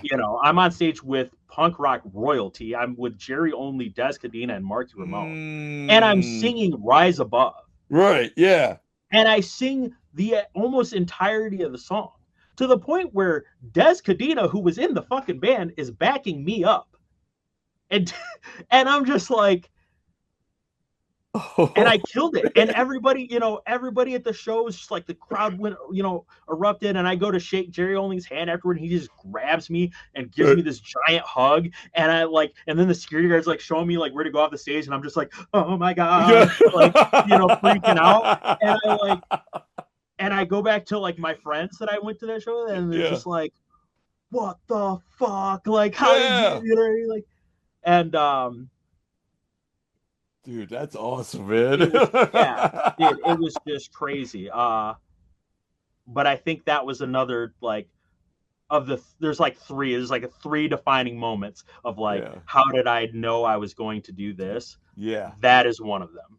Dude. That is one of them. To be in that position where I've never been on a stage in front of people like that. Yeah. You know what I mean? And in that moment on the spot, like, and you know what I mean? Like, once in a lifetime opportunity, Jerry Only tells me to get on the mic, and I killed it. Right. Dude. And I was just like, yeah, this is it. I got to do it. Dude, if this didn't happen with your music career, would you ever picked any other occupation at all, I did go to college for photography. Oh, damn. Okay. Yeah, all right. I dropped out of college to do music. Yeah. But I did want to be a photographer, and actually in school, even before college, there was a time in my life where I wanted to be a veterinarian. Okay. I've always loved animals. Yeah. Very, very big on animals. I was kind of like whatever in high school. Like I didn't really care too much, you know what I mean? Like it was just kind of like I was just kind of going through the motions as everybody, every other angsty teen does, uh, until like my senior year, and I would like started like taking like vet tech programs, started having some like elective classes with like zoology and marine biology stuff, and it wasn't until like just before I was getting ready to graduate that I was like, I don't want to go to school for that long. Yeah, yeah, so yeah. so I'm just gonna be a photographer. Dude. Because my uncle was kind of already getting me into photography as it was anyway, Yeah. and so I graduated, and I remember getting like a little digital camera for my open house, and I was just always taking pictures of everything, my friends and shows and stuff, and Hmm. I spent a few years in college studying that, Damn, and I think man. I hit that crossroads in life where it was just like, all right, like tours, I got a tour coming up. Yeah. Uh, and it was a small little shitty tour. It was before we blew up, you know what I mean? It was like nobody knew who we were or whatever, but it was a chance to get in a van and go on the road, which, once you decide like this music shit's what you want to do, it's what Yeah. you dream about. Yeah. And it was like finish the semester or go on the road. Yeah. And it wasn't a hard choice for me. It might have been a hard choice for the rest of my family to hear. Yeah. But How did they take it? they've always been supportive, and at the end of the day, it's just like, my mom's like, yeah, this is what you want to do, and you truly believe in it, like, do it, I'm just glad do your it, just do mom. it to the fullest. That's it. Just do it to the fullest. So, yeah, like I said, like I'm super grateful, that my mom allowed me to chase the dream when Oh my gosh. I'm at an age where a lot of people, a lot of my peers, a lot of kids I grew up with, whatever, they're kind of in that, like, I gotta go to school, I gotta get a job, I gotta get this financial security, I do all this stuff that I'm on the other end, just like living at home and chasing the dream. you Yeah. know Yeah. it was always like I just had to be doing something. Yeah. If I'm not keeping a a full time job, I got to be going to school. If I'm not, and I wasn't doing either of those. I was being a broke, starving artist on the road, but at Yeah. least I was pushing towards something. And Man. and I'm lucky, man, because I know a lot of people that don't have that kind of support in something that they truly believe in like Man. that. All I can say is God bless your mom. Yeah, yeah, Seriously. truly, truly. Your mom is truly, she's awesome. Like, No, man, she is awesome, man. yeah, she's the best. Because I don't know, without her, and like I said, without her and my grandmother, my grandmother bought me my first guitar. My grandmother was taking me down the to the local to go to shows every weekend. Mm, My grandmother was, picking David up to bring him over for practice, or taking me over to him or whatever, uh, making sure, that I could do the thing that I wanted to do. yeah. And, I said, like, when I decided, like, I'm going to put college on hold Yeah. and pursue this music thing, you know, Mm, they were, they were all right with it, and, look where it got me, you yeah. know? So, Yeah. I like, again, it's like, well, look, Ma, like, you believed in it and you supported me and let me do my thing. So here you go. There's iced tea. Right? Oh man. Yeah. I'm on tour with Body Count. Yeah, Like, here you right. Yeah. go. Today's episode is brought to you by our sponsor, eRecordStudio, the new way musicians rehearse, record, and share their e-record sessions on social media. Visit ERS on eRecordStudio.com. Download this amazing app on Google and Apple Apps stores. I was going to say something ask you something really quick. Mm-hmm. When after the Mayhem stuff, because after that you went and opened up for Korn and Mm-hmm. then Slipknot. On the same tour, yeah. On the same tour. Okay. Yeah, it was us, then Korn, then Slipknot. Yeah. Yeah, I know, Dude, right? Still, to me, I'm like, yeah, I did that, and I'm just like, what? Like, how does that feel? You know, it's like crazy. I wish I could do it again. I wish I could do that tour over and over and over again. And I think 10 years is long enough. If Korn or Slipknot wants to call us up and offer us another tour, yeah. I'll drop what I'm doing tomorrow. You know what I mean? Right. Yeah, I mean, that's the dream, right? Again, after watching the Disaster Pieces DVD and being like, holy shit, I want to do that. And then going and doing that. Like Right. playing in some of the, like playing in London where they were at in that, on that DVD. Yeah. And I have this story about how being on that tour with them, again, we're just always trying to stay out of the way. We're this new band. We're trying to, get some recognition. We're trying to get away from some old stigma around the band too. Like just we were younger and causing ruckus and fighting all the time and all the other dumb shit that we did as kids. It's like we're getting away from that, but some of that stuff still kind of follows you, and you just kind of like I said, we're at this point now where I'm like, all right, now it's time to not fuck it up. So we're constantly trying to just stay out of everyone's way to the point where like I didn't even talk to like half the guys like in that band until like that tour was damn near over. And wow. And there were two legs of it. There was a US run and there was a European run. Right. And we weren't confirmed for the European run until like halfway through the US run because they were still like I think they were still kind of feeling us out. Yeah. And then once we proved that we weren't going to burn the place down, they were like, okay, like you guys can do the European run. So I remember I when I went home in between those, is like, dude, we're on tour for like 5 months with them. And I had like a little break over the holidays to go home. Right. And I grabbed my copy of Disaster Pieces and I put it in my luggage and I took it with me. And I kept it in there until we got to London. Yeah. And my gosh. I went up to Corey and I was like, yo, like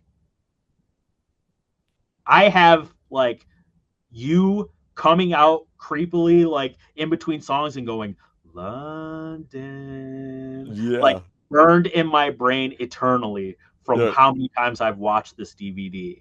Like, and I like hate to like be like the big fanboy, but like, can you sign this?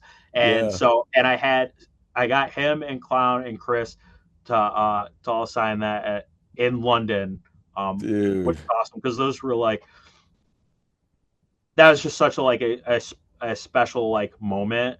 Yeah.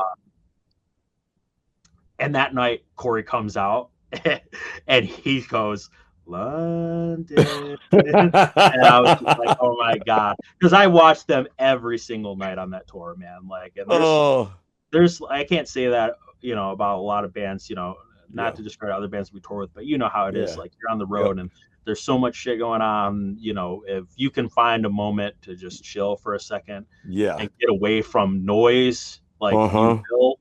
But man, on that tour, every single night my ass was glued in a seat somewhere in that arena watching them.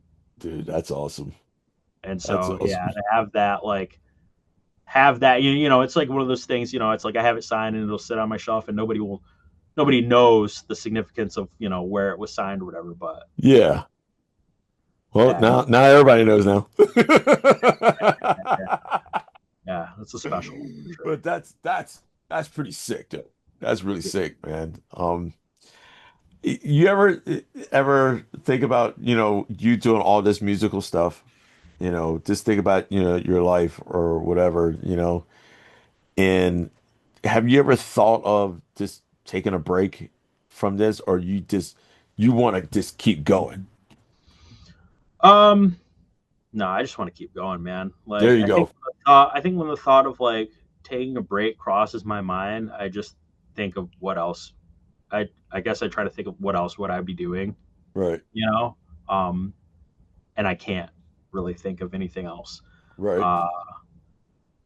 So nothing else interests me to this degree. You know what I mean? Like, obviously, like, you know, as a um,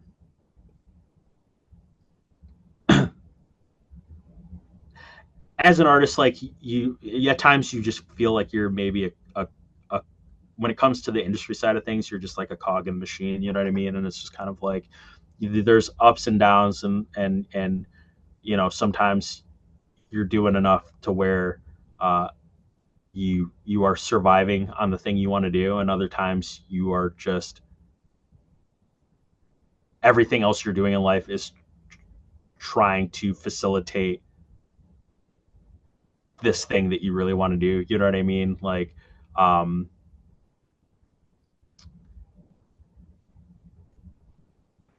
kind of like, you know, like making ends meet in between, like, because for those that don't know, you know, we were on Roadrunner, you know, for the first two records, and then we split ways and went independent.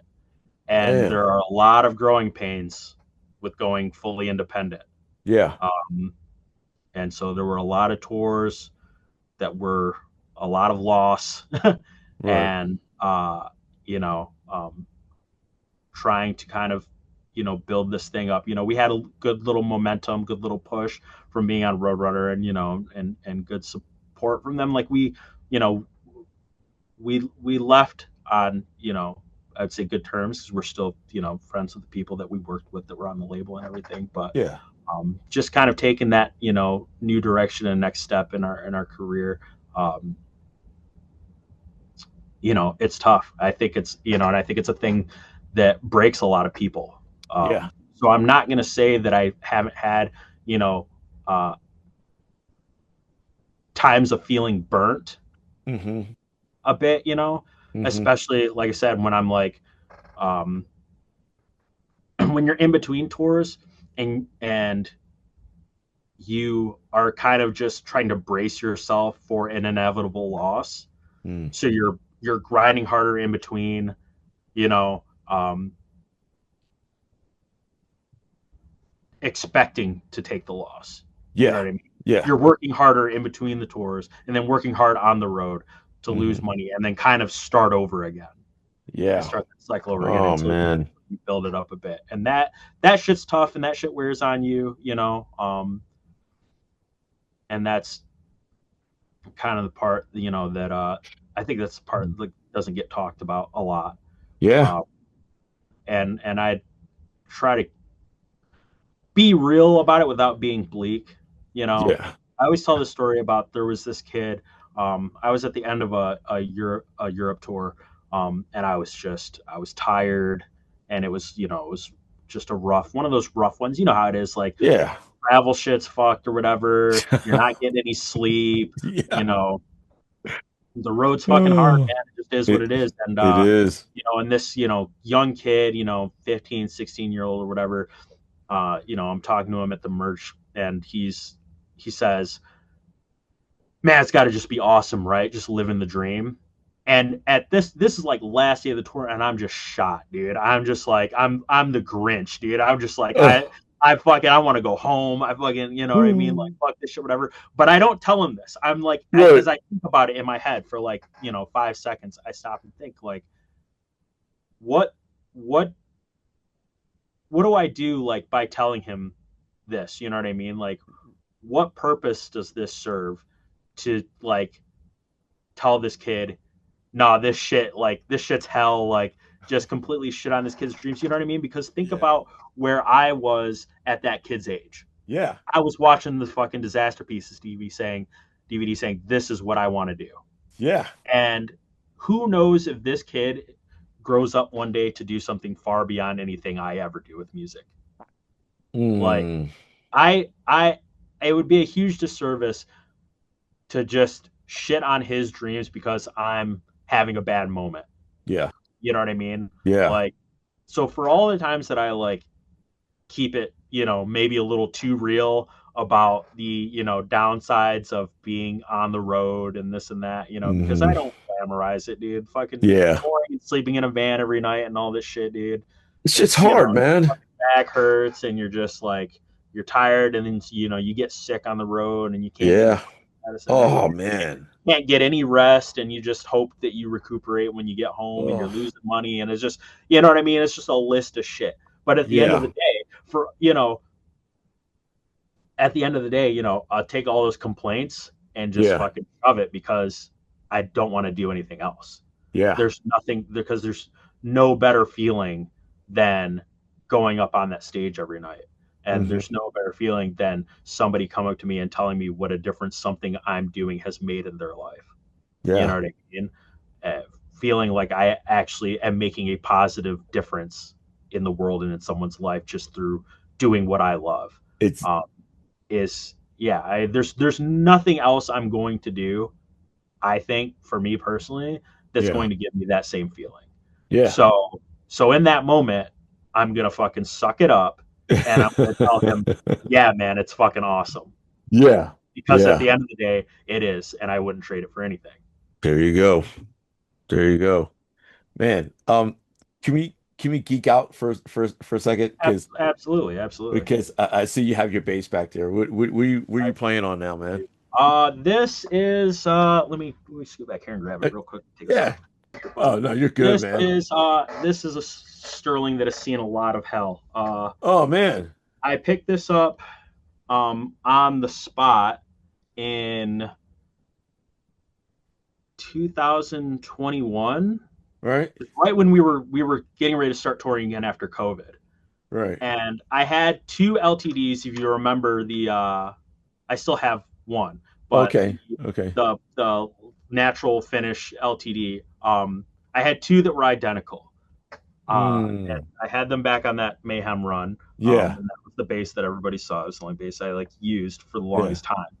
When we did the Dukes video, we just decided we were gonna destroy everything in that room for that video. So I destroyed one of those basses, and that bass no longer exists. So it's for real. It's done. Yeah, that thing's gone. I still have the other one though. So I still have one that I play from time to time. I actually just used it on this last record that we just did. Yeah. But I had to pick something up on the spot, because we were getting ready to leave for tour, and I went, oh shit, we destroyed one of the basses. I only have one bass now, one functioning bass. I have my first bass. I have my first bass, which is actually over here. I can grab this too in a second. But it needs some electronic work, so I can't use it live for anything. So I just picked this up at a Guitar Center, on the spot, and was just I need something as a backup. And it was just a backup until I kind of played it and fucked with it and got it to where I like it. And now it's actually my main. Really? Yeah. I mean, you can tell by the bits of wear and damage and shit. Yeah. It gets a lot of play. Everything in it's pretty stock too, so there's nothing special about it. But something about these pickups, man, they're really, really active. They really give me that punchy, crunchy tone that I was saying I like. Yeah. And so even being a Sterling, it's a Sterling. It's not a music band. Right. And that's what I was about to ask. Is that a music man? Yeah, no, it's a Sterling. So it's you know what I mean. This is the $1,000 one, not the $2,000 one. Right. Right. But still, the big thing I would say on it is the electronics. Sometimes I've had to fight with a little, chasing down a little hum or something, twist a knob and get a little crackle or something. But it sounds good, and it's got the job done for the price and for what I needed it for. And if Sterling or anybody wants to give me, something nicer, hit me up. But really though, also shout out TSA for breaking this tuning key here. When I was flying back from Australia. Oh my God. And Sterling's size on their keys, where the holes are drilled, make it so I just need to order it from them directly to replace it. Gotcha. I just haven't got around to that. Yeah. I'm such a bum when it comes to fixing my shit, and I'm always I'm at the point now where I take a soldering iron on tour with me, and I'm soldering like cables back together like before we're about to play. Yeah. Yeah, it's ridiculous. Oh man. This is my first bass I've ever had. It's a Schecter Schecter. C4. Yeah. David's always hated this thing, but why? he's just like wasn't a fan Oh of right. Schecter, I guess. I don't know. Okay. But I have slowly been trying to restore it. I just put some new like knobs and like had to replace like some bridge parts in it. I have split this neck from the split the fretboard from the neck. You probably can't really see it, but like I've had to like wood glue this like back down. Okay. Yeah. A few different times. One time, funny story about this bass. Okay, cool. And our old guitar player in a band we were in previously. Right. You know, you talk about how I'm like all over the place on stage. Yeah. One time I got a little too all over the place, and this headstock made contact with the guitar player's forehead. Oh. And he maybe have had a little too many to drink that day too. So the blood was flowing. Oh my gosh. Like a B horror movie. And he ended up having to get a bunch of stitches too, and he's got like this Harry Potter scar on his forehead. Yeah. If you because you've met him, if you ever recall seeing that, where that scar came from. Yeah. That was you. That was unfortunately me. I felt real bad about that, honestly. Oh but, man. You know, it's a funny story now, but right. I mean, he was bleeding all over the place, and you know, and again, like that's back when we're just like a shitty little local band, so it was like it wasn't even for anything. There were like maybe 20 people there that remember that shit happening. Okay. But that was that's a big highlight, man. That's that bass's legacy. Right. Yeah. No. I got to replace some electronics in there too. I do want to go back. I don't know if I would use it for King. Right. Right. It's my first one, you know. Yeah. I've managed to keep my first guitar and my first bass this long.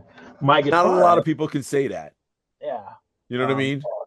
So my guitar actually this is the guitar my grandmother got me. This is the guitar that started it all.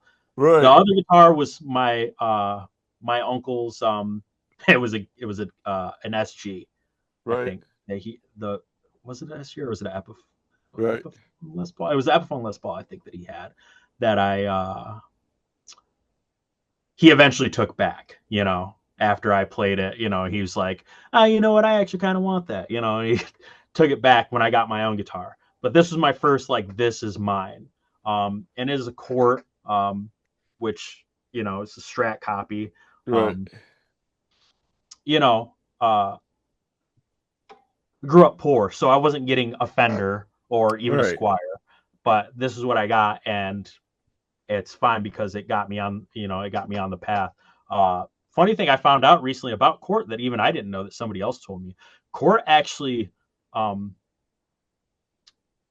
is known for electronics. They make a lot of like the pickups and stuff in other companies' guitars. They're actually made by this company. But they just also happen to make like their own guitars and stuff. So this thing got like beat to hell at one point. At one point I had taken, this is a whole new pick guard. I had cut a hole in the old pick guard. This was originally 3 single coils, and I cut a hole in the pick guard and took a humbucker out of another guitar and glued it in here, and just like I just fucked all this shit up.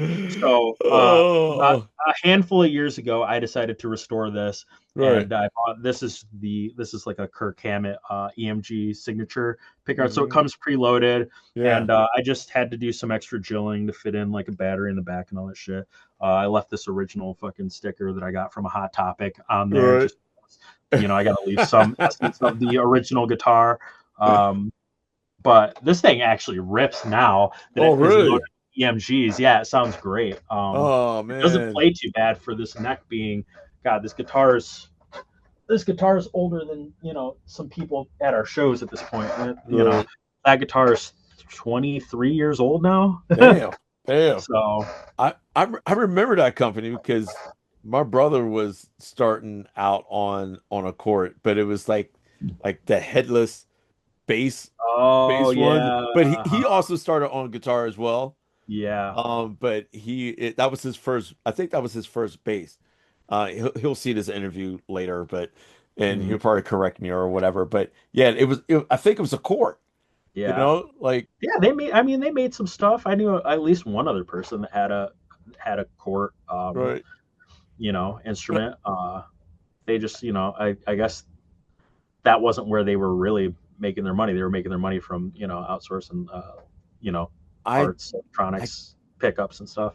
I didn't know that Yeah, it at was like all. some I can't remember the company that was using them too, but it was like a big company. Oh, really? Just yeah, like this shit has so and so's name on it, but Yeah. the shit inside's really made by Court. So, the unsung heroes. Damn. Teaser. Damn. No, you're good, man. Um, do you use any other stuff on stage like sound effects or do you use like a fractal or a Kemper or Yep. any of that stuff, So, we used Kempers for the longest time. We switched to Kempers like a year or so after that, the Mayhem tour. Oh, right. Because back then I was still playing like an MPEG SVT and Yeah. lugging around like a giant 810 and Yeah. stuff. And Yeah. it was because we were starting to do like all these, big, the arena tours and the festivals and stuff. Cabs kind of just get lost up there. Yeah. Unless you really want it for the tone, and then you have like an isolation cab in the back. But we decided to go to Kempers Mhm. at that time, and we rocked those for quite a long time just to go direct and make things, a lot easier to deal with. I mean, we try to set a record for teardowns every Oh. time we're getting off stage. Like this last tour that we just did, Okay. we play, it was us, then Left to Suffer, then Upon a Burning Body, and we would try to have our entire rig and drums and everything broken down, packed up, and in the trailer before Left to Suffer even started playing. Holy crap, that's fast. So you're not doing that with with heads and cabs and shit, but right. we just have we have a rack unit that has an X32 for our in-ear monitoring. Right. We are actually using an XFX now. Okay. Because it cuts down on space. We're both me and the guitar player are running through an XFX, so it runs both outs rather than having two separate Kempers taking up more rack space. Yeah. So everything's just contained in this rack, and then we have a split, and goes from one. The split goes into the X32 for our ears and goes to the front of house. Yeah. For the stage. So that's it. It's pretty simple now. Yeah. We did go on Rust Belt 1. Right. We did go back to using cabs for some of the stuff. Okay. Okay. And kind of using a blend of the XFX and using cabs, and I don't remember what cabs the guitarists were using. Yeah. And I actually used, because we have now a second guitar player that is there for doing. He did the Memoirs 10-year show with us because we wanted to just have two real guitars rather than having a guitar and a backup guitar in the production. Yeah. So he played with us on that, and then we were like, yo, do you want to help us write some of this new stuff? Yeah. And so he's helped with writing, and he is recording these Rust Belt records with us. And I think he will play with us in the future when his schedule allows, but he's just he does this. He plays with other wedding bands, cover bands. He teaches, he's really good guitar player who, makes it his living. I saw one of those videos. Mhm, It was in black and white. mhm. Um, and I saw you were doing it in front of some audience members in there as well. Yes. It didn't. What song was that? I forgot what song that was. Probably Noonday Demon, I think is in black and white, maybe. Yeah, So I all the videos for Rust Belt are a mix of like whatever other footage and then footage from us doing the record. So that was definitely a song on the Rust Belt new metal record. yeah, I'm just not 100% sure which one it was that you saw. yeah. I'm Probably trying. Noonday Demon. I think that one was black and white. Okay, yeah, Noonday. Yeah, That was Noonday it. Demon. It Yeah. could have been that, but I'm saying like it could have been. It might have been any of those videos because all the videos for the Rust Belt songs that we put out have footage from the studio recording. Or was it Headshot? It could have been Headshot too. I was saying all of those Sorry. videos have the footage. Yeah, no, it's fine, it's fine. It does get a little confusing, you know what I mean? It's like again, Right. like I was saying earlier, like we're just putting out so much content this year. That's great, It's man. easy to get lost in the sauce. I kind of brought this up the other day. I was like, are people even able to keep up with what we're doing? Because like I think I know me personally, when I have like a band that I like, Yeah. I don't I don't if they're like a smaller band that's not getting like a bunch of like, like I'm not gonna hear about them if they're dropping something new. Hmm. I'm also not checking every month to see if they dropped something new. You know what I mean? Like Right. I check back, like I'll listen to them, and then like a couple years go by, and I'm like, oh, I wonder what that band's doing, and then I see, oh, they dropped a new record or whatever. Yeah. Um, Yeah. so I think for a band like us, obviously, like the diehard fans are checking and they're keeping up and they know everything we're doing. But I think Hmm. for like the casual King fan or something like, I worry that like maybe you don't realize just how much we're doing, Yeah. or you look and see that we put something out and then like maybe you are glancing through YouTube or something again and you think like oh you already saw this or whatever, but Hmm. no, actually wait, there's more. Right. You think you heard Rust Belt new metal, you think Right. Yeah. Rust Belt new metal, I, but not the one right. Because I remember I downloaded, you know, new metal album and then you guys put out that single. Um, and I just like, holy crap, like they're just spitting them out, Yeah. so I was just like really surprised, like to see there was an actual another song that you guys just put out, but Yeah, because that was that's a collaboration with Taylor too from Left to Suffer, and David and Taylor have been doing a lot of like different stuff together, and they collabed on a Left to Suffer song, yeah. and Taylor collabs on a King song, and then they also have like some rap stuff they're doing together, and yeah, I mean Damn. shout out my boy Taylor Barber. I mean that dude just gets his hand in everything and is doing so many Wow. different things. Okay. But us too, we're we had we had that song and it was kind of like in the pool of stuff to do for Rust Belt new metal, Yeah. um but we kind of just wanted to leave it off as a separate thing to make it kind of special with being having the feature, the collaboration with Taylor too. Yeah. And like I said, like it just kind of it's it is King does deathcore. You know what I mean? Yeah. Like Yeah. that kind of vibe. It's not really like a song that we would normally do. Hmm. Um, big crazy breakdown at the end and all that. Yeah. Kind of, Yeah. somewhat techie riff, Yeah. but it lends itself more to, uh, the style of stuff that Taylor's used to doing, and it kind of meets somewhere in the middle. So it's still King, but it's a little bit of Left to Suffer too, and it's a little bit of um, just the vibe of both kind of, and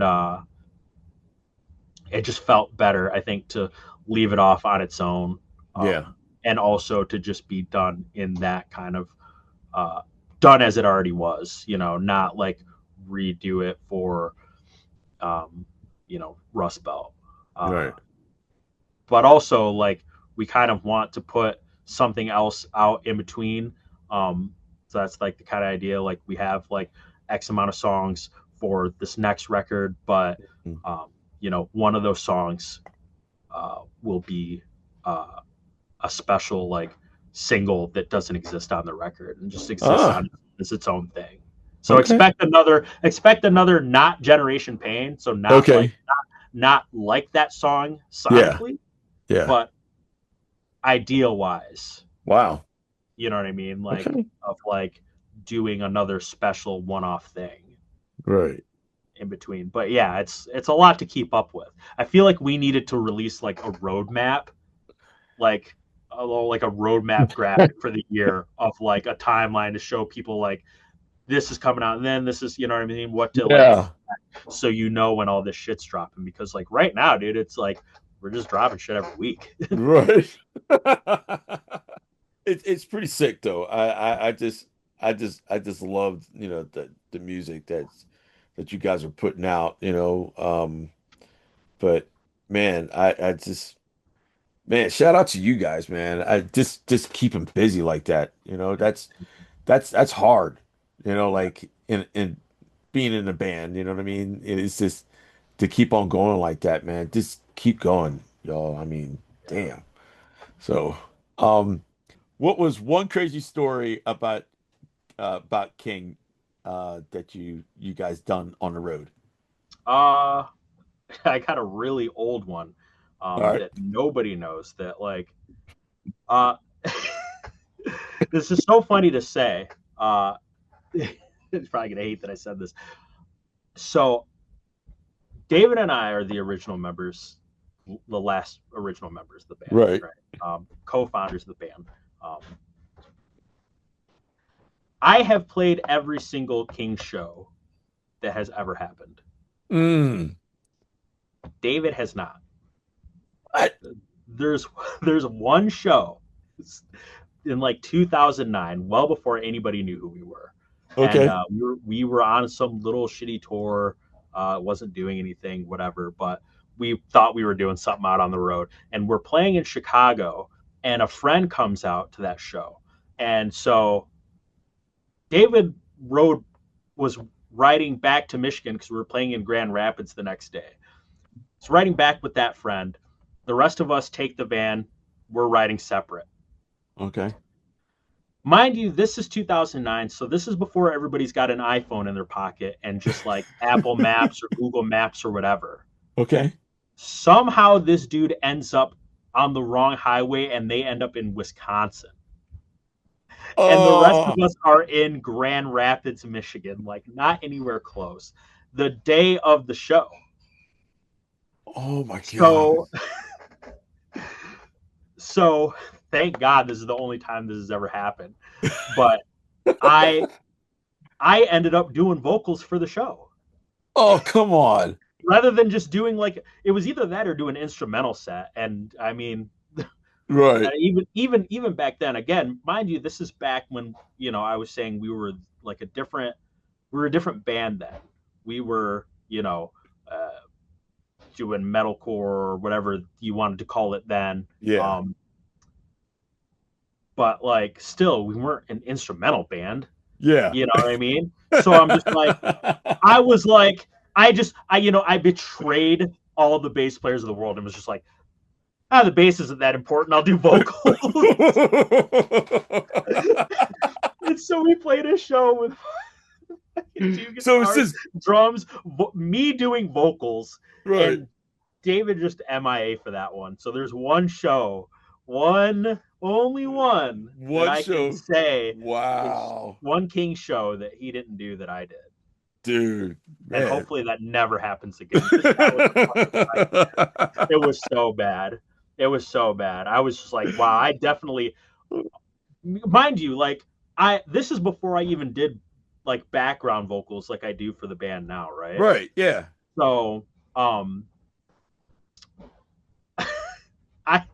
I had no idea what I was getting myself into. You know what I mean? I'm not a vocalist. Right, I right, don't right, know right. how much breath control it takes or how winded you get up there because I'm up there still trying to like rock out and shit.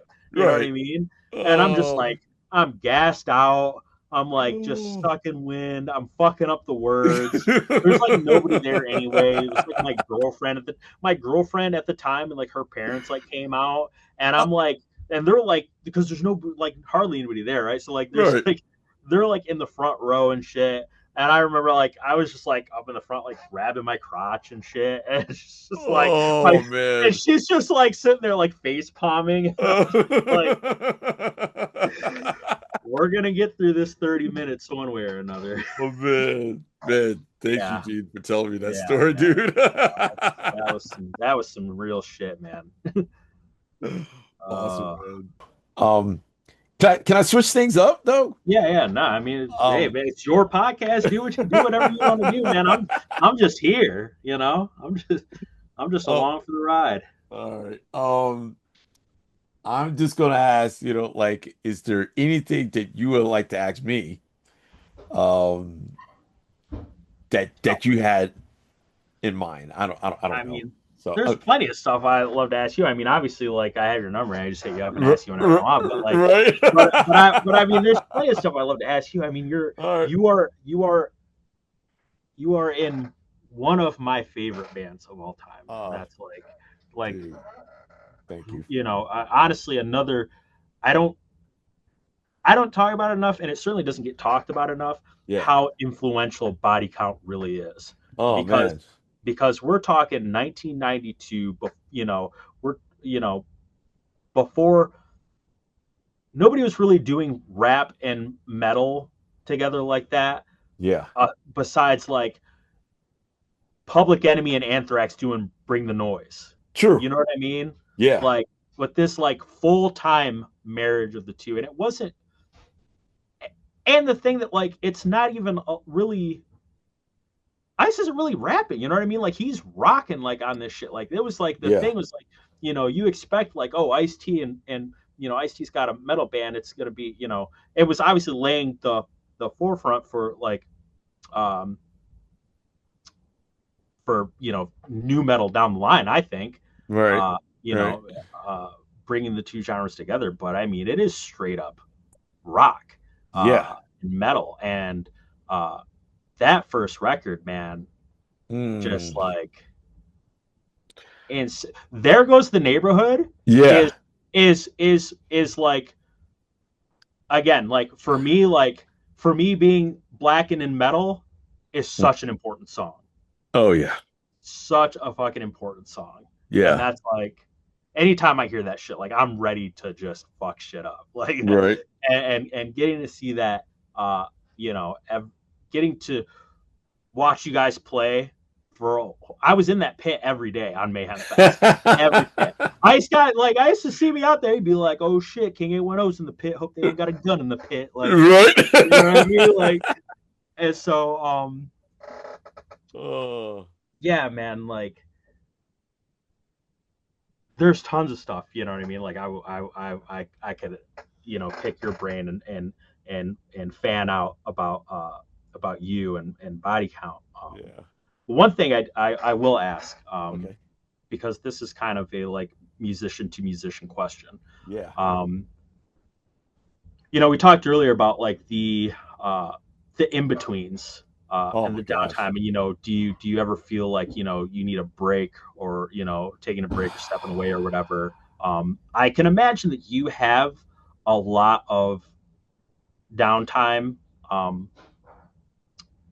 with Ice doing all that he does. Hmm. You know what I mean?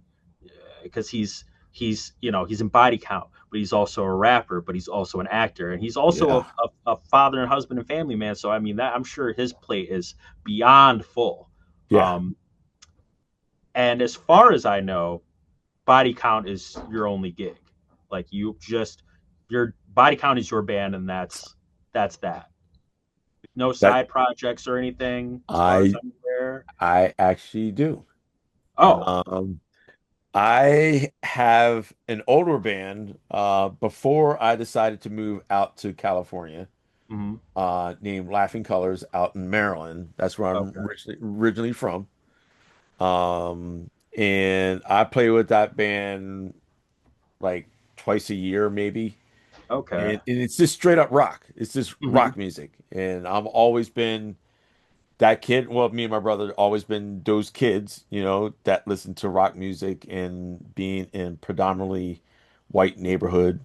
Hmm. Um, and we just started liking rock music and um but yeah, I also, have a family Hmm. as well of three and my wife and having downtime. I do have some downtime, but I'm mostly still on the road. Okay. Which I'm a drum tech. Yeah. Okay. So Okay. I've been the last 3 years I've been with drum teching for Adele Okay. for Wow. for the last 3 years. Wow. Okay. Yeah. So I've been just being the tech, and a lot of people don't know that, that yeah, I play drums for Ice-T or whatever. Or Yeah. that I'm in body count at all. Right.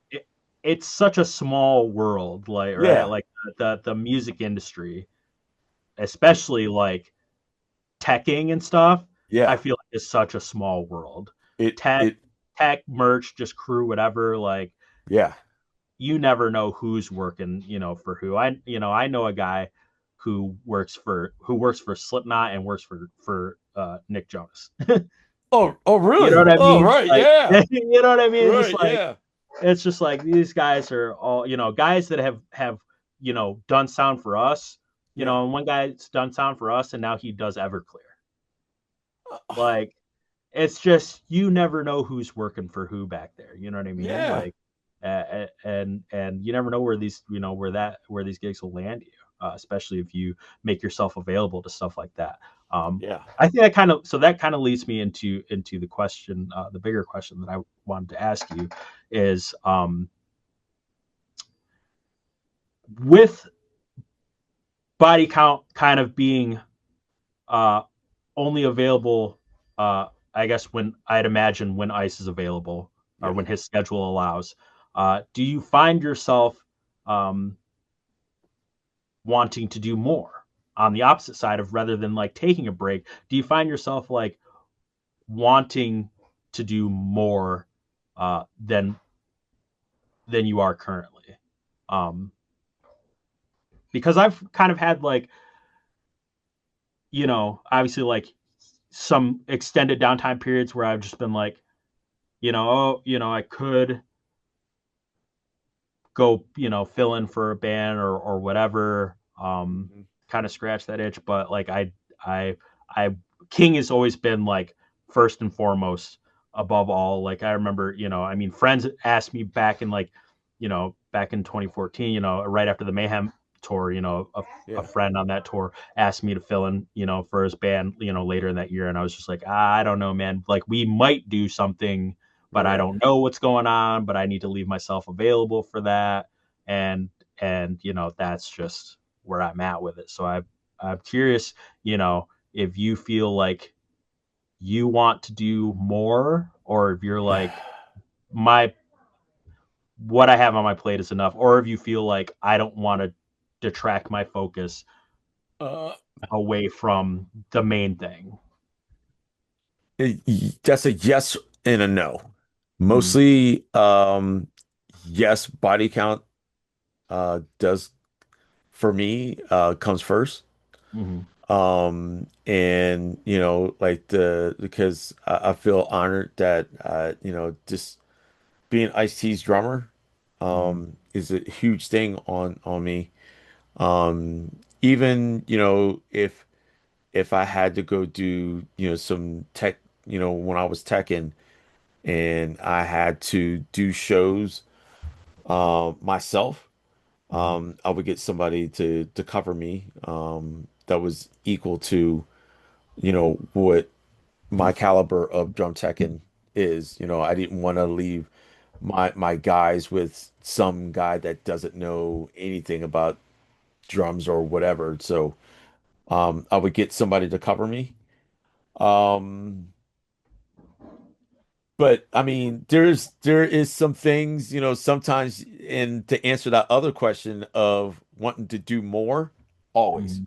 always Mhm. want to do more. And matter of fact, I mean, me and Juan get into long conversations, like, man, I wish we could do more. I wish we Mhm. could do more, but we can't, because it's all dependent on ICE's schedule. Mhm. And we would love to do more. Of course, we would love to do more. But yeah, that's kind of out of my hands Yeah. on that. And you might, like see me do some other stuff. And it's not necessarily being in that genre either, playing drums or or tech in drums, like it could be in totally different, genres or whatever. But I mean, I love music, period. Yeah. Mhm. So that's I if it's a good opportunity, yes, like whatever it is, yeah, I'll try to see if I can do it. But with body count, yeah, of course, I would love to do more. I have fun, playing those shows, when we do shows. Um, like especially when we went out, last year we only went out for like a month. Last last year, and I would love to do more of that, so yeah, that's Yeah. the I hope that answers your question, Yeah, man. yeah, yeah, man. I'm just So curious, because obviously, like, I didn't know, you had the tech gig with Adele. That's awesome. I yeah. have to pop out to a show sometime. Oh But well, she's kind of done right now. oh, So always all right, right. It was when you're that big, you don't have, you know what I mean. Us little folk got to tour year round, and just exactly. on the pavement. But when you're Adele, Yeah. you decide when you want to pop out. So Right. fair enough. Yeah. Fair enough. So Um, But I yeah, I mean, I would love to see body count again. I mean, it's been far too long, and I'm always just like, or it's like, who you want to tour with? I'm like, dude, please let me get like another body count tour. But it's just like, oh again, it's just like, how often, do you guys tour? It's like it's difficult to make any of that line up. oh my, Um, but that's really really hard.